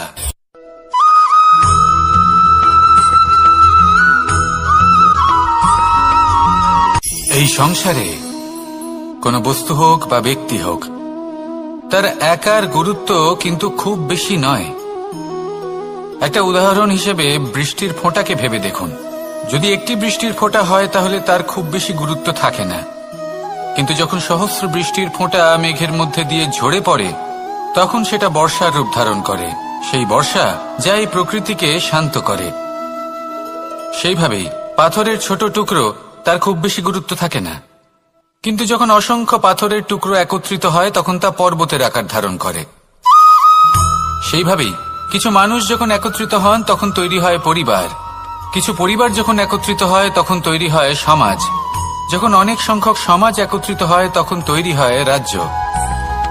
এবার এই রাজ্যের সবথেকে গুরুত্বপূর্ণ ব্যক্তি হতে পারেন রাজা, কিন্তু তাও সেই রাজা একা কিছু করতে পারেন না। যুদ্ধ লড়ার সময় তারও নিজের সৈন্যদলকে প্রয়োজন পড়ে। কিন্তু এই সংসারে এমন একজন ব্যক্তি আছেন যিনি একাই সব কাজ করতে থাকেন, এবং সেই ব্যক্তি হলেন মা। আমাদের জীবনে একজন পিতার ভূমিকা কিন্তু নিঃসন্দেহে অমূল্য, কিন্তু আমাদের সকলের জীবনে যে ভূমিকা একজন মায়ের তা অন্য কারোর থাকে না। একজন মা একাই সন্তানকে বড় করতে পারেন, সংস্কারী করে তুলতে পারেন, তার জন্য পরিশ্রম করেন।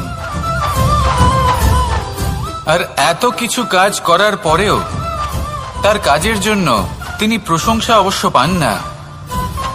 উল্টে যদি সেই সন্তান অনুচিত পথে চালিত হয়, অনুচিত কর্ম করে, তখন সেই মাকেই অপবাদের পাত্র হয়ে উঠতে হয়। আমাদের জীবনে মায়ের যোগদান কতটা সেটা বুঝুন। আপনাকে বড় করে তোলার জন্য উনি কতটা পরিশ্রম করেছেন সেটা বুঝুন। আজ থেকে, এখন থেকে, এই মুহূর্ত থেকে মাকে সম্মান করতে শিখুন। যখন সময় পাবেন, যখন সুযোগ হবে, তখন তার প্রশংসা করুন, ওনারও ভালো লাগবে। আর মায়ের এই মমতার জন্য, তার এই ভূমিকার জন্য আসুন সবাই মিলে আমরা তাকে প্রণাম করি আর সকলে মিলে ভালোবেসে বলি, রাধা রাধা।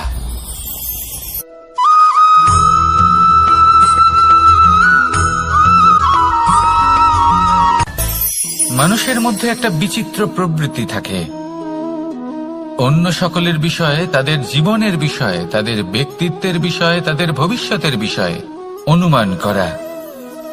এটা হলো অনুচিত। কারোর অতীতকালকে দেখে লোকে ভবিষ্যৎ বলে দিতে পারেন, বর্তমানকে দেখে ভবিষ্যতের বিষয়ে অনুমান করে ফেলে।